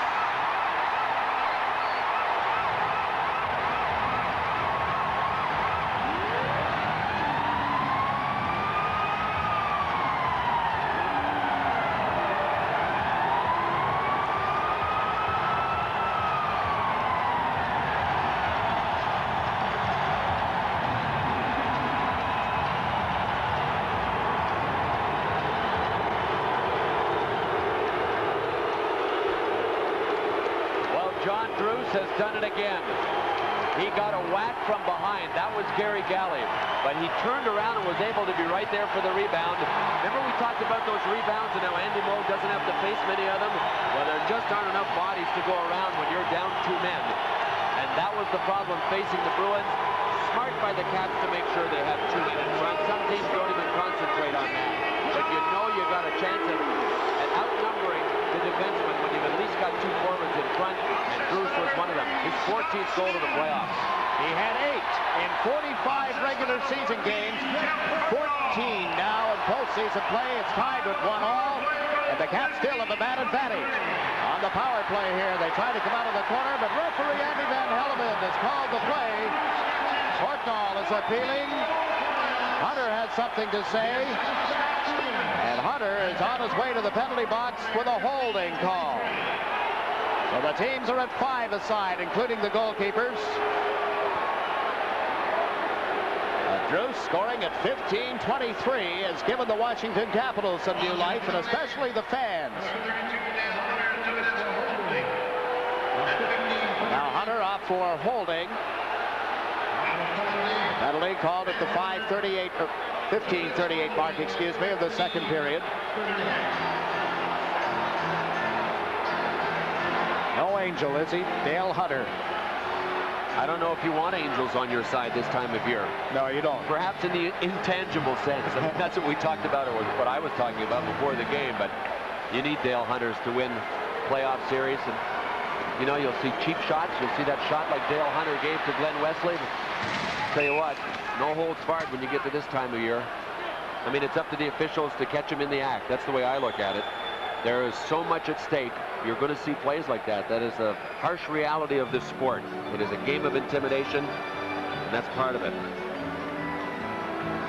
Again, you look at the Boston bench. Minute and 7 seconds remaining in the previous penalty, and there's Glenn Wesley, the man who was injured, sitting on the Boston players bench. Well, he looks like he's all right. He'd be in the dressing room by now.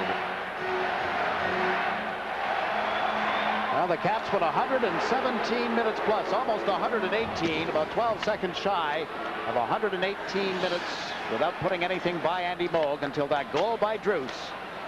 With a 2-man advantage. The Bruins set up in their own end of the ice. Prompt with a pass up right wing for Gary Galley. Rolled off his stick at the blue line, picked off by Poulin. Dave Poulin trying to cut it off the wing. Rounds to net. Can't put it on goal mouth with the backhand. And it's Bob Rouse. And the pass to Stevens. Stevens over center ice, has Druce with him. Stevens in and out of some traffic. Druce gets a stick on it. Can't make the play, however. Wesley is back out on the ice for the Boston Bruins, but the Caps have the puck and they dump it in. Oh, you know what? They had an extra man out there for at least 20 seconds, Jake. Was it that long? I just picked it up at the tail second to it, the tail end of it anyway, with Milbury screaming at the Boston bench. You know what happened?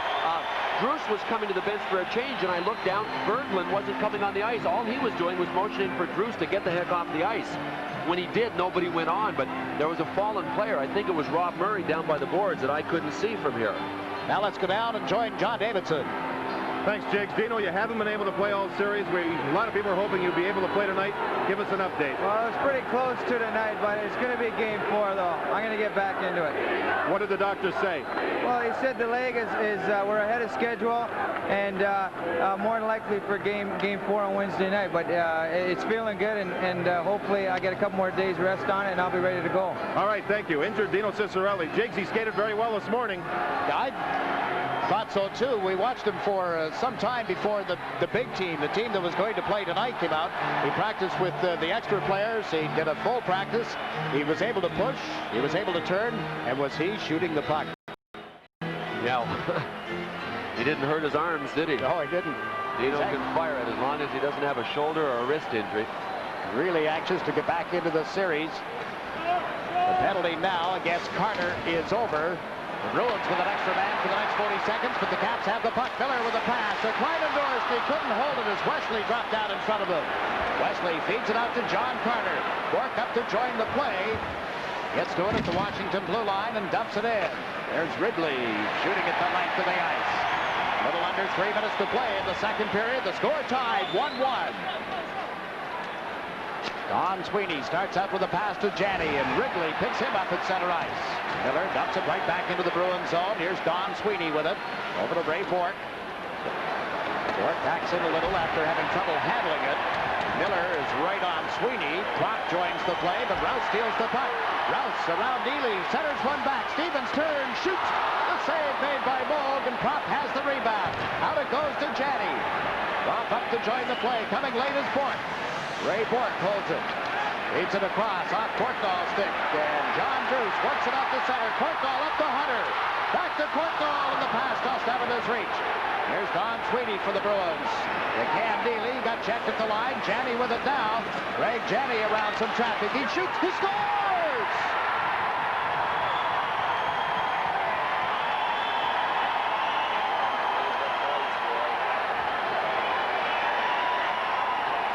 He sure paid the price, Jakes. He got nailed, and Craig Janney is not all right as we speak. He is down on all fours. On all four. I'll tell you what, he's a hurting puppy right now. He took it right in the head. I'm not even sure he knows where he is. So we talked about him not shooting. Did he ever shoot that one? But it started with a great transition back in the Boston zone. And Mike Milbury now is, you got to know, he's got to feel some concern about Craig Janney being down. Just now getting his helmet off. The man who wears number 32 for the Washington Capitals was in the area after Janney had scored. But Boston is back on top. Janney's goal at 18:08. Bruins lead 2-1. You know, the Caps put themselves in a bind. Dale Hunter tried that back pass to Jeff Courtnall. Sure, he was running out of room, but here's what happens when you do that. Bad thing. Great play by Janney. Pushed the puck by, then let his body get by. But look at this shot. Jammed it in off the post, and then he took a high hit from Dale Hunter that included an elbow. Janney almost looked like he panicked. I mean, he was rolling around the ice. He looked disoriented. Still on the ice sitting there, but Dale Hunter has been a one-man wrecking crew right now. You know, sooner or later, you can play angel all you want and turn the other cheek, but Mike Milbury knows as well as any coach, if a guy's taking liberties like that, takes Wesley into the ice, jams his face into the ice, then tries to take out Janney with the elbow that tried to decapitate him, you got to do something. You got to send a gunslinger sooner or later, don't you? Janney, as you see, getting back onto his skates. Hunter unscathed again. First he got Wesley, now he gets Janney. 1 minute, 52 seconds remaining in the second period. Greg Janney coming back to the Boston bench. What a great shot by Janney, though, to put the Bruins ahead. But this is his big move. Watch this. He pushes the puck by Stevens, and then he lets his body move through Stevens' stick in his arm, and then he's wide open in the slot. Boy, did he ever drill it by Beaupre. Perfect shot. So you see the frustration now that Mike Milbury faces, and some of the fans in Boston that I was talking, and his parents, and I was talking to him about between periods. When he does shoot, this is the way the kid shoots. And that's why they want him to shoot more. Only his third goal of the Stanley Cup playoffs. This is 12th game, as Bill pointed out during the interview. He'd missed a couple of games earlier on. But the Bruins are back on top. We have a minute and a half remaining in the second period. The play on the Washington end of the ice. Berglund is able to clear it out to center ice. There's Bourque.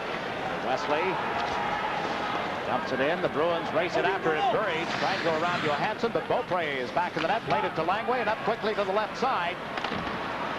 Played out momentarily by Bon Joyce, then it came right back into Langway. Johansson, that's more to Langway, up to Joyce, couldn't get a stick on it in the center ice area. Now they ruled that he did, so icing is waved off. And Wesley is bumped by Berglund as he made the play up the left wing to Burridge. Long pass, broken up in center. And then Cooler gets to Kleinendorf, knocking him down. Bourque over the line with a shot, stretching out to grab it with Beaupre. Tom Beaupre playing it to the left side, and Scott Kleinendorf moves it through center ice. 47 seconds remaining in the second period. Painter rounds the Washington net. A rolling puck to contend with. It was given right back to him. He shoveled it to the left side. Joyce couldn't go anywhere. indoors. Separate to clear it out. Bounces off the shin pads of Brian Croft. Now Kent Painter got it to Joyce, and he was met solidly by Carpenter. Bruins can't find the puck again, however, and the Caps just dump it down the ice. Not far enough for icing. Don Sweeney back in a hurry. In the forecheck is Bay. And here's Neely. He drops it to Don Sweeney. Now to Gary Galley. Up to Cam Neely. Neely, long pass to Carpenter on right wing. Puts it behind the Washington goal. The final 7 seconds tick off. Long centering pass. Carpenter over on the far side. Couldn't get it on the backhand. Now struggles to get to the forehand. And puts it back in the net as the horn sounds to end the period. Boy, I'll tell you, Don Beaupre has held this hockey team in the game.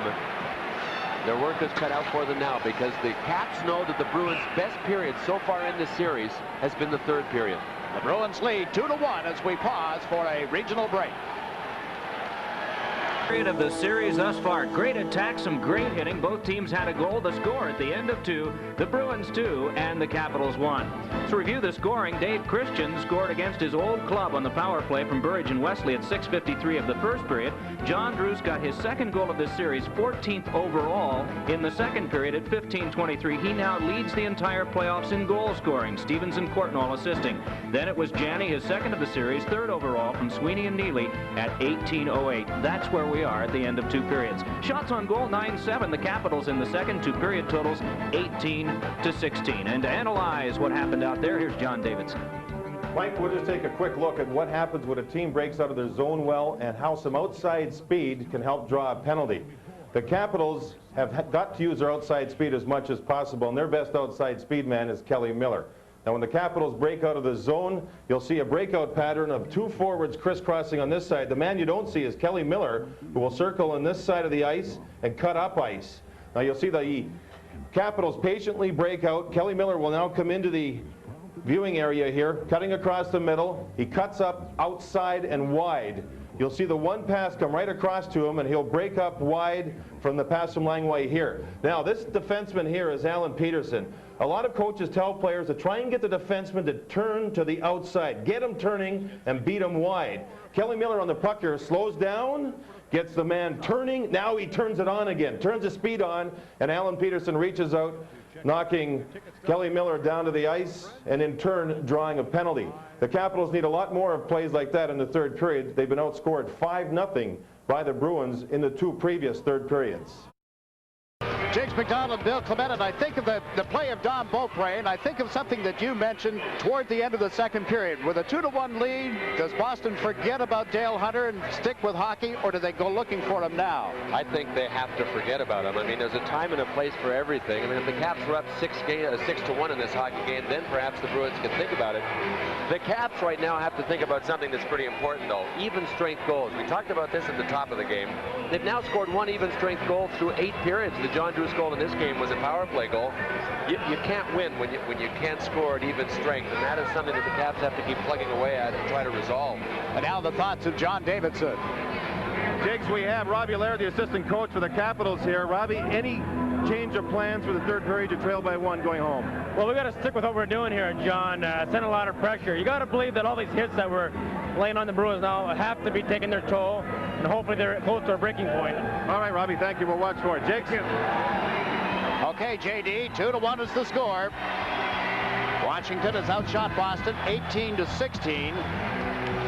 The Caps will defend the goal to the right, the Bruins the goal to the left as we get set for the third period. And this is where Boston has dominated through the first 2 games. They have outscored Washington 5-0 in the 2 third periods played at the Boston Garden. But I agree with Robbie Laird when he said we have to keep doing what we're doing in a hitting sense. Sooner or later it's going to take its toll.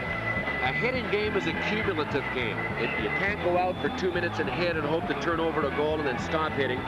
If the Caps have to hit every period, and they have hit far more than they did in games 1 or 2 here tonight. That's something they wanted to do.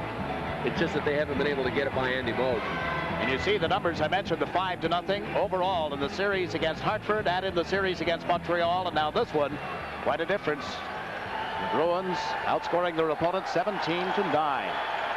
And the Bruins get the draw to open up the third period. They fire a long shot. Beaupre making the save, and now Bob Joyce moves it up the left wing boards. Went off Tucker, Berglund, and Joyce to open up this third period. The Bruins playing with it at their own line, and Wesley dumps it down into the Washington zone. That's Rouse.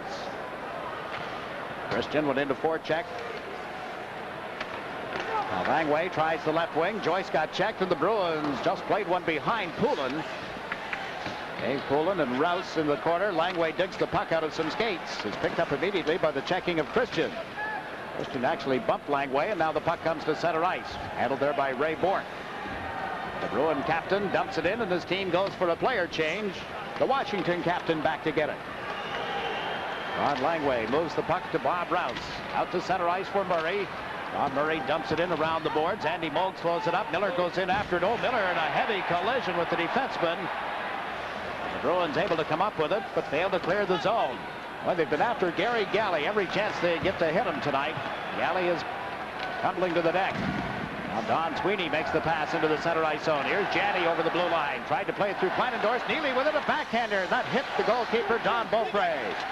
Scott Stevens trying to knock it away from Janney. Turns on the big Boston forward. Lays it around to Kelly Miller. Miller cuts to the right side to get away from Neely. Comes over center with a long shot steered aside by Andy Moog. Leach goes into forecheck. It's tied up with Galley. Don Sweeney has Ridley tied up as well. Now Ridley gets away from Sweeney. Walks out of the corner. Turns on the checking of Galley. Centers one, and Kyprios couldn't get a stick on it. Here's Kleinendorf for the drive. That's blocked by Prott. Brian Prott feeds it up to Janney. Comes over center ice. Neely with him on the right side, and Stevens knocked the puck loose. Neely gets to it. Centers out of the reach of Janney. Coming late on the play is Peterson. Couldn't get to it in time to control it, and it's Scott Stevens moving it out to Kyprios on left wing. His pass is off Ridley's stick. Ridley surrounded by 3 Bruins, and they're up with the puck quickly. Carpenter dumps it in. Back goes May. Bruins lead by a score of 2-1. Carter, a long shot kicked out by Beaupre, and the rebound is handled by Stevens. Stevens waiting back of the net. Murray turns to the right side. Kleinendorf's here on the left. The pass is to Murray. Took his eye off it as he looked up. There was John Carter, and the Bruins force it right back in again. You know, the Bruins kind of go into a prevent sag. They move right out to the blue line, but when the play comes to them, they'll pinch. Like right there, Bobby Carpenter moved to Stevens after he let him get out to the blue line. Now the Caps get into the Washington zone. Long pass in front, but Kyprios was unable to tip it. They can't get it to the point in time for Johansson to keep it in. The Caps set up again at center ice. Rouse fires one around the boards. In comes Courtnall, and this is being called back on a delayed offside. They'll face off in the center ice zone. Still 2-1 Boston. That face shield now, boy, in a span of 6 days near the end of the season, he lost 2 teeth, then he took 16 stitches in the mouth and lost another tooth, and then he had his nose smashed in practice. Is that a good enough reason to go to the face shield? That's all within 6 days. Then he said he's past the trial period with the shield, or the mandatory doctor's period, where he said you got to wear the shield for X number of days, but feels pretty good. He's comfortable with it now, and he's thinking about keeping it on. Might be a wise idea. Luck running that way. The Bruins up by a score of 2-1, trying to take a 3-0 lead in this best-of-7 series for the Prince of Wales Championship. Here's Christian over the line on left wing, coming right in on goal. He centers one, Poulin check from behind, still got the shot away. The puck loose, and Joyce is after it. Beaupre again with a big save, and Boston unable to do anything with the replay. Burridge steps over the line on left wing. Randy Burridge chased back to the net by Rouse. Stevens picks up the puck. Good outlet pass, finding its way to Berglund. Has Joyce with him on the left side. Berglund's long shot is blocked. Berglund gets to it again, then got knocked down. Tucker unable to walk off the right wing boards. Bruins can't clear it out. Long pass off Joyce. It's loose. Berglund a backhander. Look at the save by Moog off that right pad. Peterson with it back of the net. Alan Peterson, big rangy Boston defenseman, starts out with it. It slipped off his stick, goes to Burridge, however. Randy Burridge backhands it into the Washington end of the ice. Beaupre left it back of the net. There's Hunter being hounded now by Bob Sweeney, and Langway recovers the puck and steps out of the right wing corner. Langway up to Hunter. Hunter elects to shoot it in. Druce goes in after it. So does Courtnall, but Moog cut it off, gave it to Ray Bourque. Now a long pass into center ice for Lyndon Byers. Byers cuts off right wing, walks right in. A backhander is steered aside by Stevens. Centered in front off Byers, kicks at it. Stevens is there. Scott Stevens plays it around the board. Byers without a stick, kind of soccer styled it. Think that one would have been waved off? Oh, I think so. Courtnall back. Gives the puck to Johansson. He's over the line. Moving in on Bork's side. Centers it across. Borkall can't pull the trigger. Now he gets it away. It was outside the post and handled by Andy Moog. Caps starting to get some chances again. Still 15 minutes and 10 seconds remaining in the third period at the Caps Center. Was back. Dave Christian with a real nice feed to Dave Poulin. He didn't get all of them because Bob Rouse was coming back, but Don Beaupre has been in perfect position every time tonight, even when the Bruins have gotten the puck by him. At the other end, Andy Moog with a good save on Tim Berglund's backhand shot. You know, that Berglund chance was started with Andy Van Hellemond keeping the puck in just inside the blue line. The Bruins had it out of the zone and hit his skate and turned back in. That's how Berglund got his chance. Little breaks that hadn't gone the way of the Caps in the first two games. Although it didn't turn into a goal here, it did give them a scoring opportunity. But now the Bruins come up 3-on-2, and the pass off Rouse ends up being a pad save by Beaupre. Neely puts it back in the net. Wesley pinching in from the Boston defense. Dumps it around the boards again, chasing it is Stevens. Janney had started in, and Stevens is able to clear the zone. Ray Bourque back for Boston has given it to Wesley. His pass to Janney is picked off. Here's Rouse. Up it goes to Ridley. Got checked at the blue line, however. Loose puck handled now by Stevens. He steps over the Boston line. Can't get through the traffic. Leach is there. Stevens after it. Stevens centered in and out of the skates of Bourque. It's loose in front, and look at the way Wesley gets to it and clears it out quickly with that pass to Janney. Janney pulls up on Kleinendorf. Can't walk around him. Scott Kleinendorf comes down the left side. Trying to make it a 3-on-2 rush at center with a pass to Leach to Ridley. Ridley back to Leach. Centers one across. That's blocked. Kyprios can't get a stick on it. And back come the Boston Bruins. Don Sweeney leading the attack. The defenseman moves in on Langway and got checked at the last second. Langway with a pass to Johansson. Just overled Leach on the right side. Don Sweeney has it again and forces the Caps to chase it. Langway with it back of the Washington goal. Bob Sweeney into forecheck. Good pass to Johansson. He rushes over the line trying to go around Galley.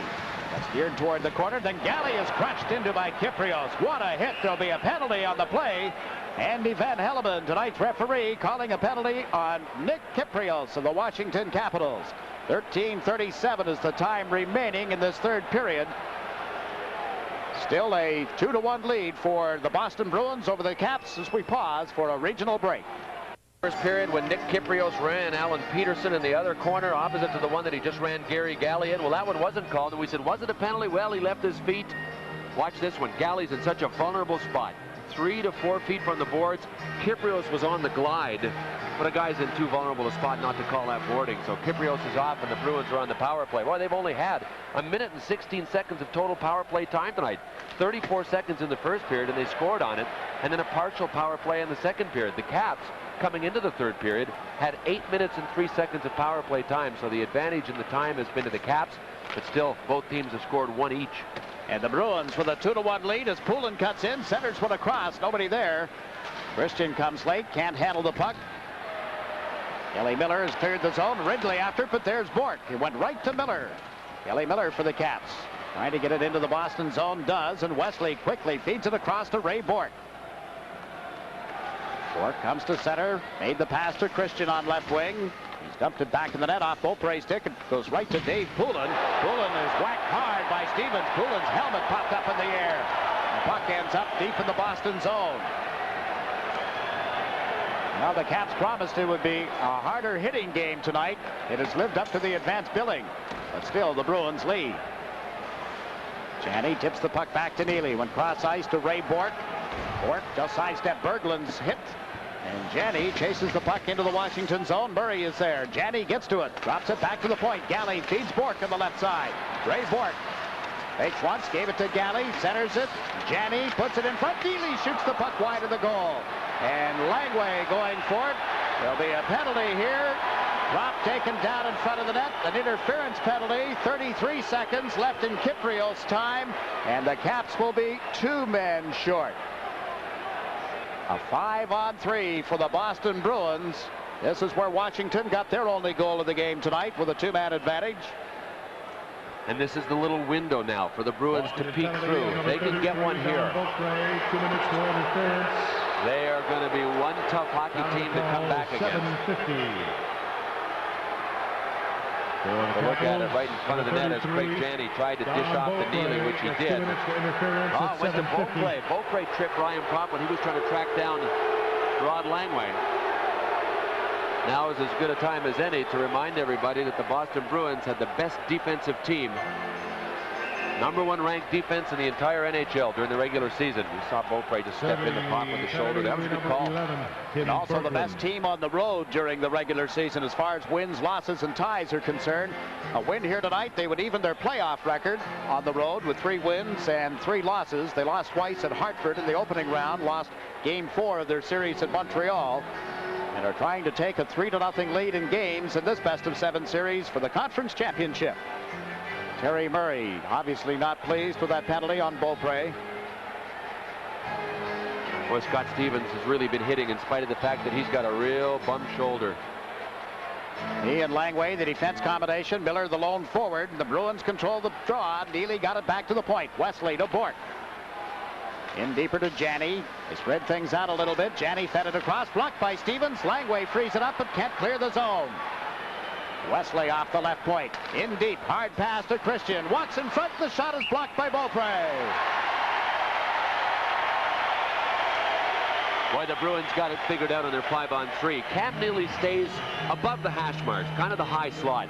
And with him there, somebody has to pay attention to him. I mean, he's just too good. You see him straight out in front above the hash marks. Well, that leaves Janney and Christian to work a 2-on-1, hopefully, right here. See when Christian gets the puck? He tries to go across to Janney. He can't because Stevens is in the way. And he just simply turns and shoots. But Cam Neely draws so much attention in the slot that this is what they try for, this 2-on-1 down low. Now 13 seconds remaining in the 5-on-3 advantage. Wesley, who had been shaken up in the second period, doesn't seem to be any the worse for wear, playing the left point with Bourque on the right. Saw the note about the Adams Division final. And now he backs up a little further to the left. Bourque comes in deep. He'll stand right behind Janney. As Carpenter is charged with taking the face-off against Langway. Carpenter ties up Langway, but Miller gets to the puck, can't clear it out. Wesley to Bourque. Into Janney. Back it goes to Bourque. Over to Wesley. Back to Bourque. To Janney at the side of the net. He centers, broken up. Bourque gets to it, feeds Janney. Craig Janney holds it, centers, and it went behind Ray Bourque. One-man advantage now for the Bruins. Neely feeds the corner. That's Bourque. Shoots one. Put it back in the net. Janney centers, and Neely is knocked down before he can pull the trigger. Bruins hold it in. Langway all over Cam Neely. Stevens gets bumped solidly as he plays it around to the far side to Miller. And Kelly Miller shoots it down the ice. Less than a minute to go in the penalty against Beaupre. Boston on a one-man advantage here and a 1-goal lead. 2-1, and the play is broken up. Murray shoots it back into the Boston end. Galley back to take it from Beaupre. Gary Galley carries it up the middle of the ice. Faked once, steps over the Washington line, plays it to the open wing. Neely comes in after it. And Neely comes out of the corner, slipped it in front, but nobody there for the Bruins could handle it, and Murray works it up to Ridley. 2 men dropping back in that Boston defense, and Neely knocks it off Ridley's stick right to Ray Bourque. Bourque works it to the far side. That's Burridge to Bob Sweeney. Has Janney coming with him. Can't make the pass, however. Leinendorf slaps it around the boards. Ridley trying to get it away from Janney. It's held in now by Bourque with a pass to Burridge. Burridge got bumped by Kleinendorf, and the puck goes straight up in the air. Comes down in the corner on the far side of the ice. Controlled by Janney with a pass to Bourque up the slot, and the pass and turn to Burridge didn't work. Kleinendorf knocked it away. Up to Burridge. He shoots. He scores!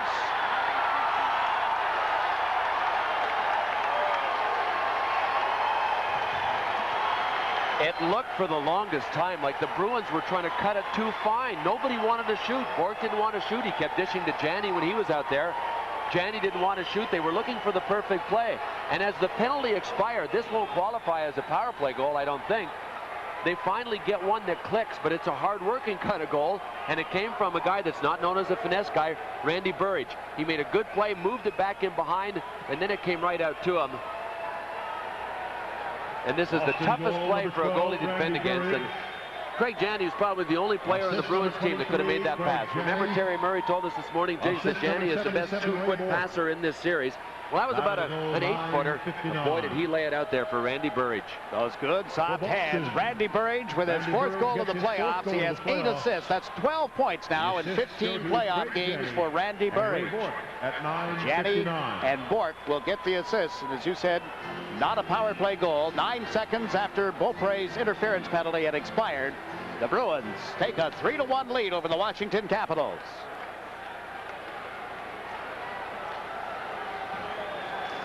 Hunter back out on the ice, teamed up with Druce and Courtnall on this forward line. Oh, Druce just leaned around and gave Beers a shot.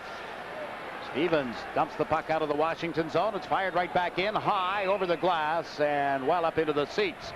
9 minutes and 42 seconds remaining in the 3rd period with the score. The Bruins 3, the Caps 1. Let's pause for a regional break.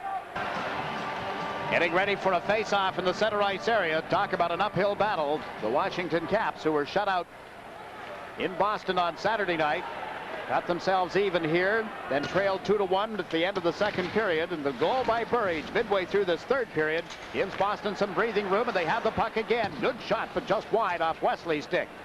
Ryan Pratt trying to get to it. Johansson rubbed him out on the boards. Drops it back for Tucker up the middle of the ice. John Tucker can't get over the Boston line. Now Stevens dumps one in.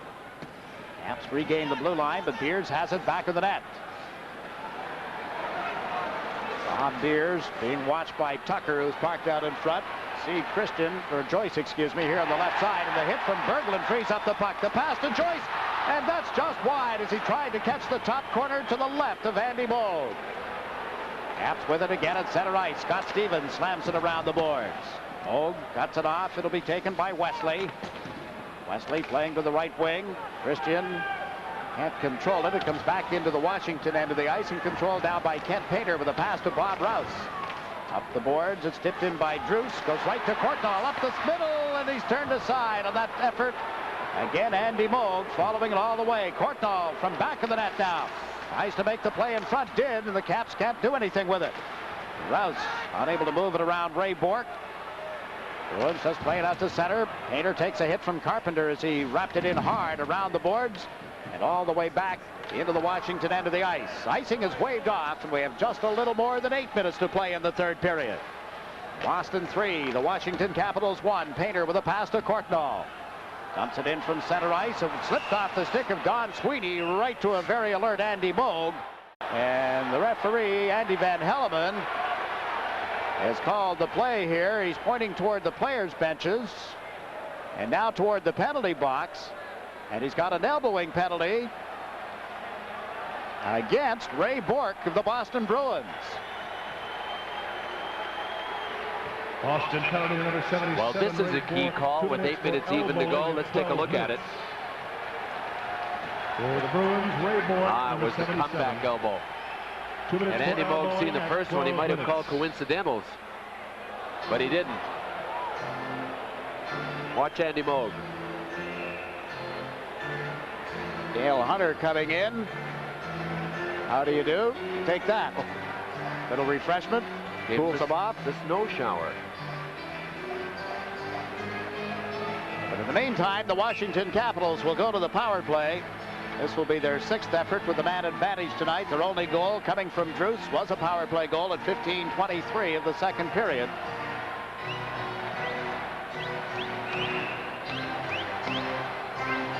Harry Murray has Stevens and Johansson on the points. And he is sending out Tucker, Joyce, and Ridley as his forwards. Making a late change, calling Dale Hunter back to the players' bench. Mike Bilberry, the Boston coach, will counter with Christian and Carpenter as the forwards, Peterson and Galley on defense. Ridley will take the face-off against Christian. Tucker went in after the puck, but it finds its way to the stick of Bobby Carpenter, who's dumped it down the ice. Now Carter comes out to replace Christian.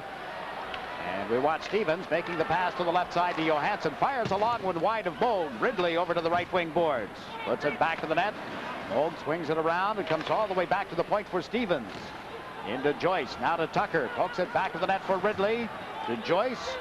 Joyce looked toward the point. Couldn't get to the puck.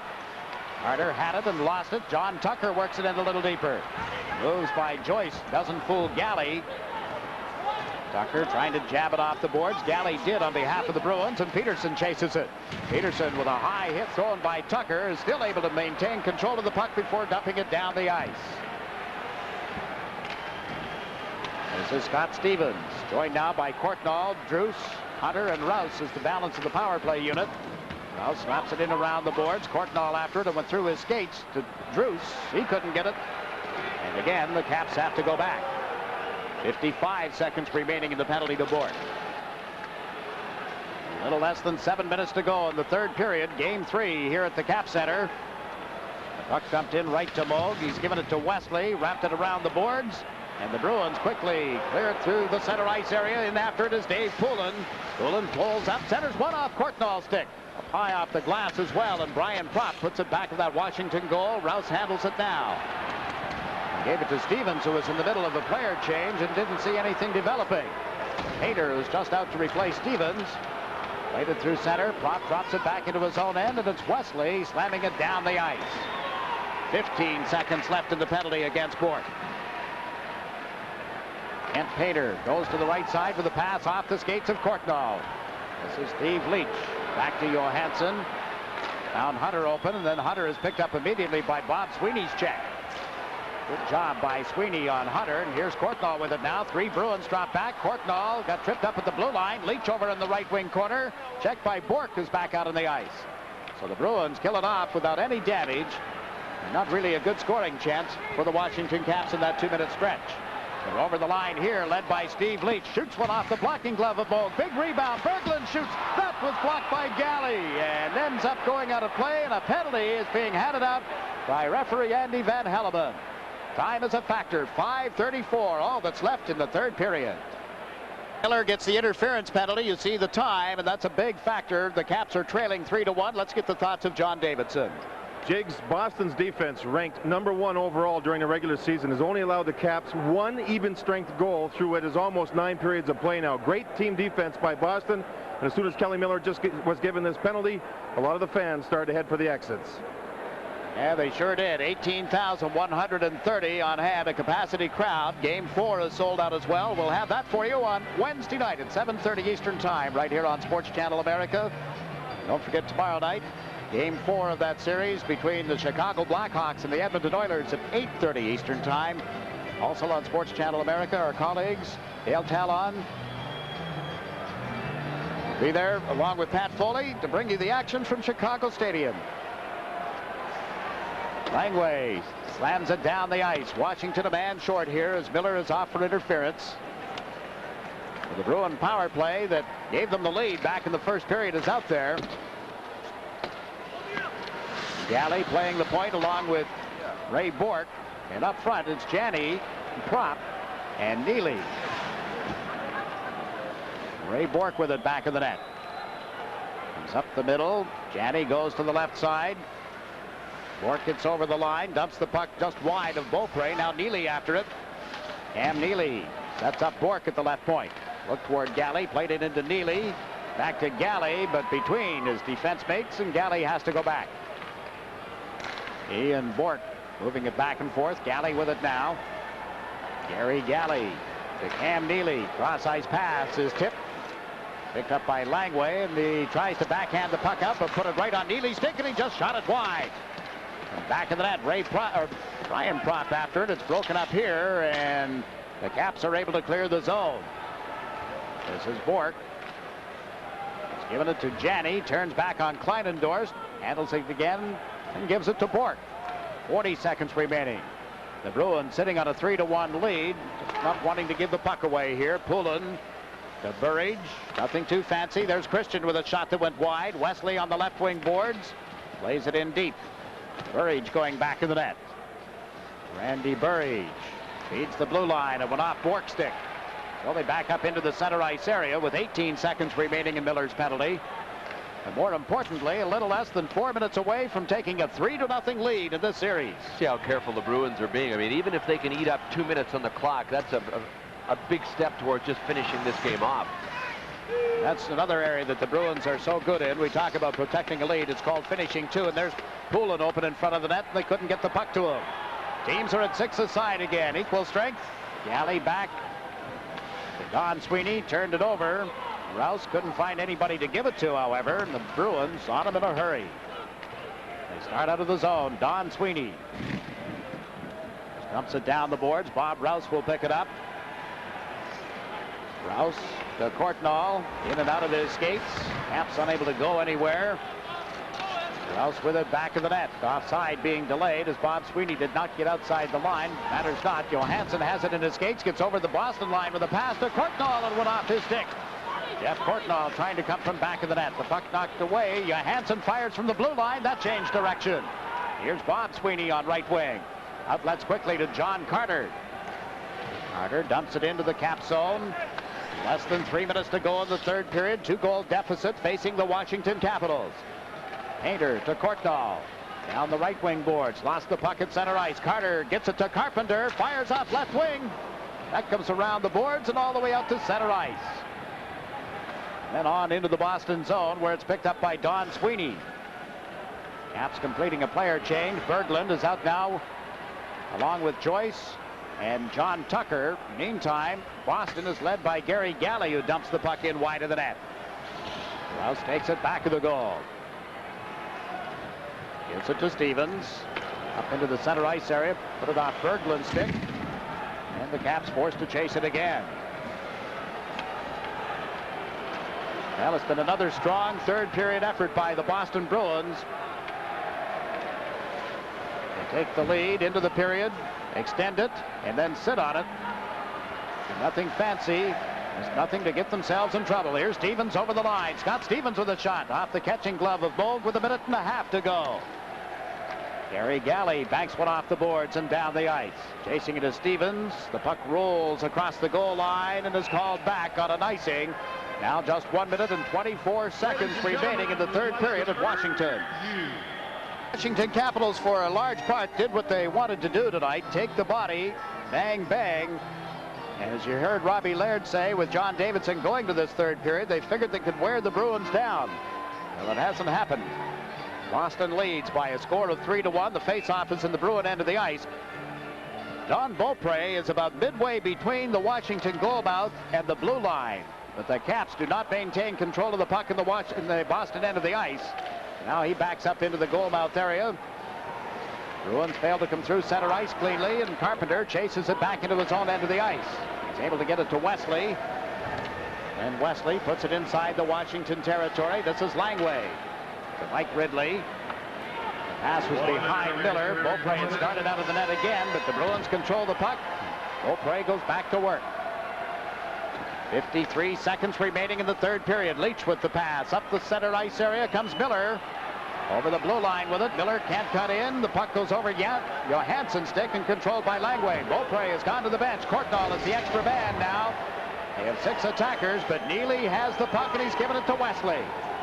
Wesley played it away from Prop on into the Washington zone with 0.5 minute to go. The outlet pass finds its way to Courtnall down the left side. A check at the Boston line. Here's Neely with an empty net. 2 men drop back. Neely bullseye. 4-1.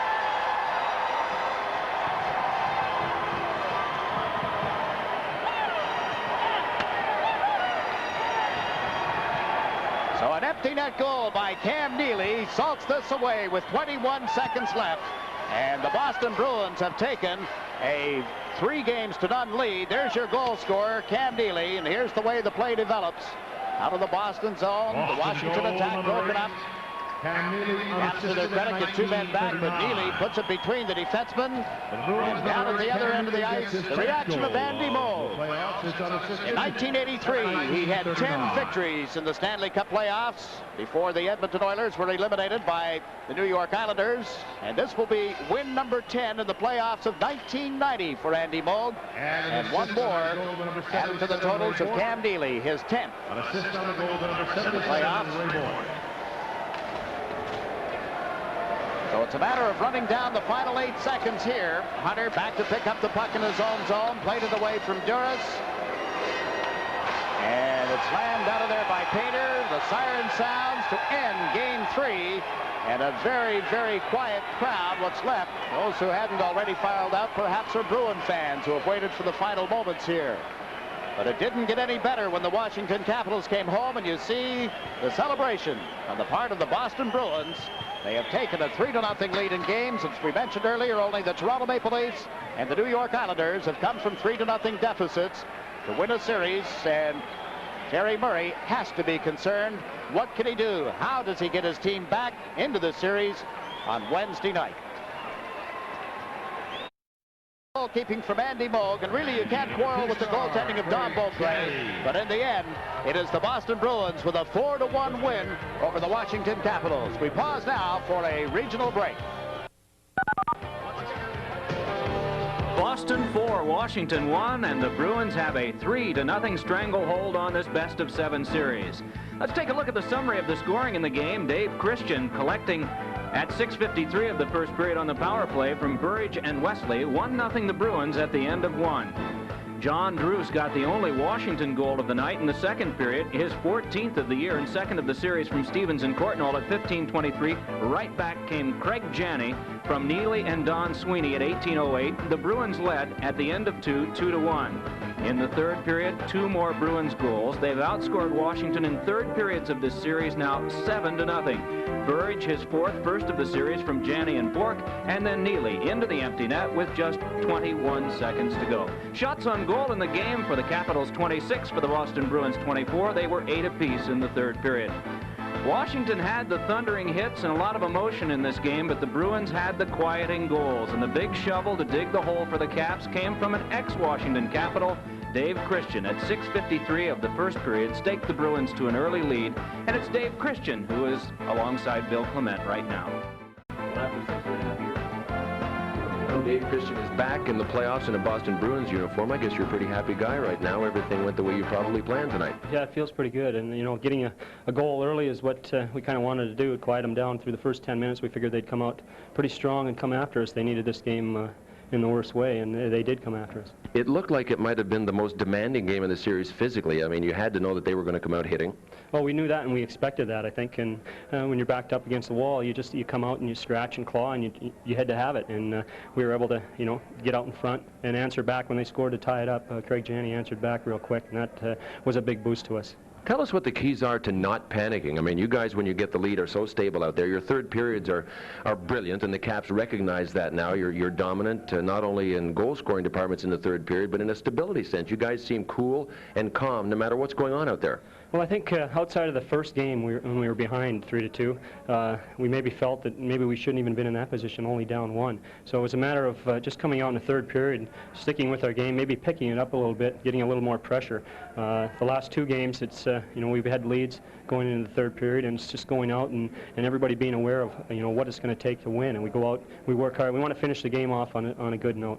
Don Beaupre was outstanding for most of this hockey game. Was there ever a time earlier in the game where you said to yourself, uh-oh, we got a hot goaltender down at the other end. What are we going to do? Well, I think we were up 1-0, and we had a couple of breaks, and he made some 2 big stops. And I think at that point you wonder, you know, well, 1 usually isn't enough to hold up, but you kind of wondered. Andy was playing good too, but I think when Donnie made the 2 stops on the breaks, then you start to wonder. What's with the haircut? Is that just sort of the Dave Christian fashion statement? Well, I was sitting in the barber chair, and I said take a little off the top, and obviously misunderstood what I said.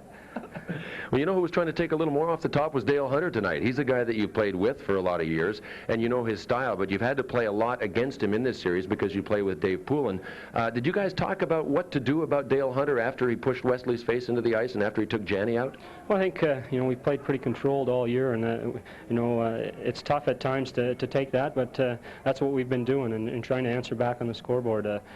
We realize that's the type of game that Dale's going to play. He's going to antagonize guys. He's going to go after. He's going to, you know, take a shot at you, take a run at you if you got your head down. So we expect that, and we just deal with it. Well, congratulations. Another nice game. Thank you.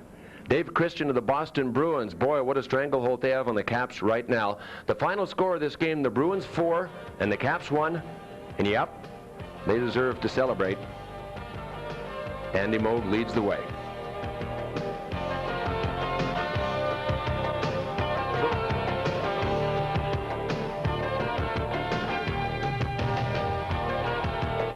of the game tonight, we've selected Craig Janney. He had the game-winning goal, and he added an assist. So, Craig Janney, for all you do, this Bud's for you. We'll be back with some final thoughts right after this. Capitals tonight. So the Bruins now with a commanding 3-0 lead in the best-of-7 series. The Bees last swept the playoff series 11 years ago in 1979 when they took out the Pittsburgh Penguins in 4 straight. Once again, the final score from Landover, Maryland, the Boston Bruins 4 and the Washington Capitals 1. For Fred Cusick, Derek Sanderson, John Pearson, and all of us here at TV 38, I'm Gene Levanchi. Thanks for joining us, and have a good night, everybody.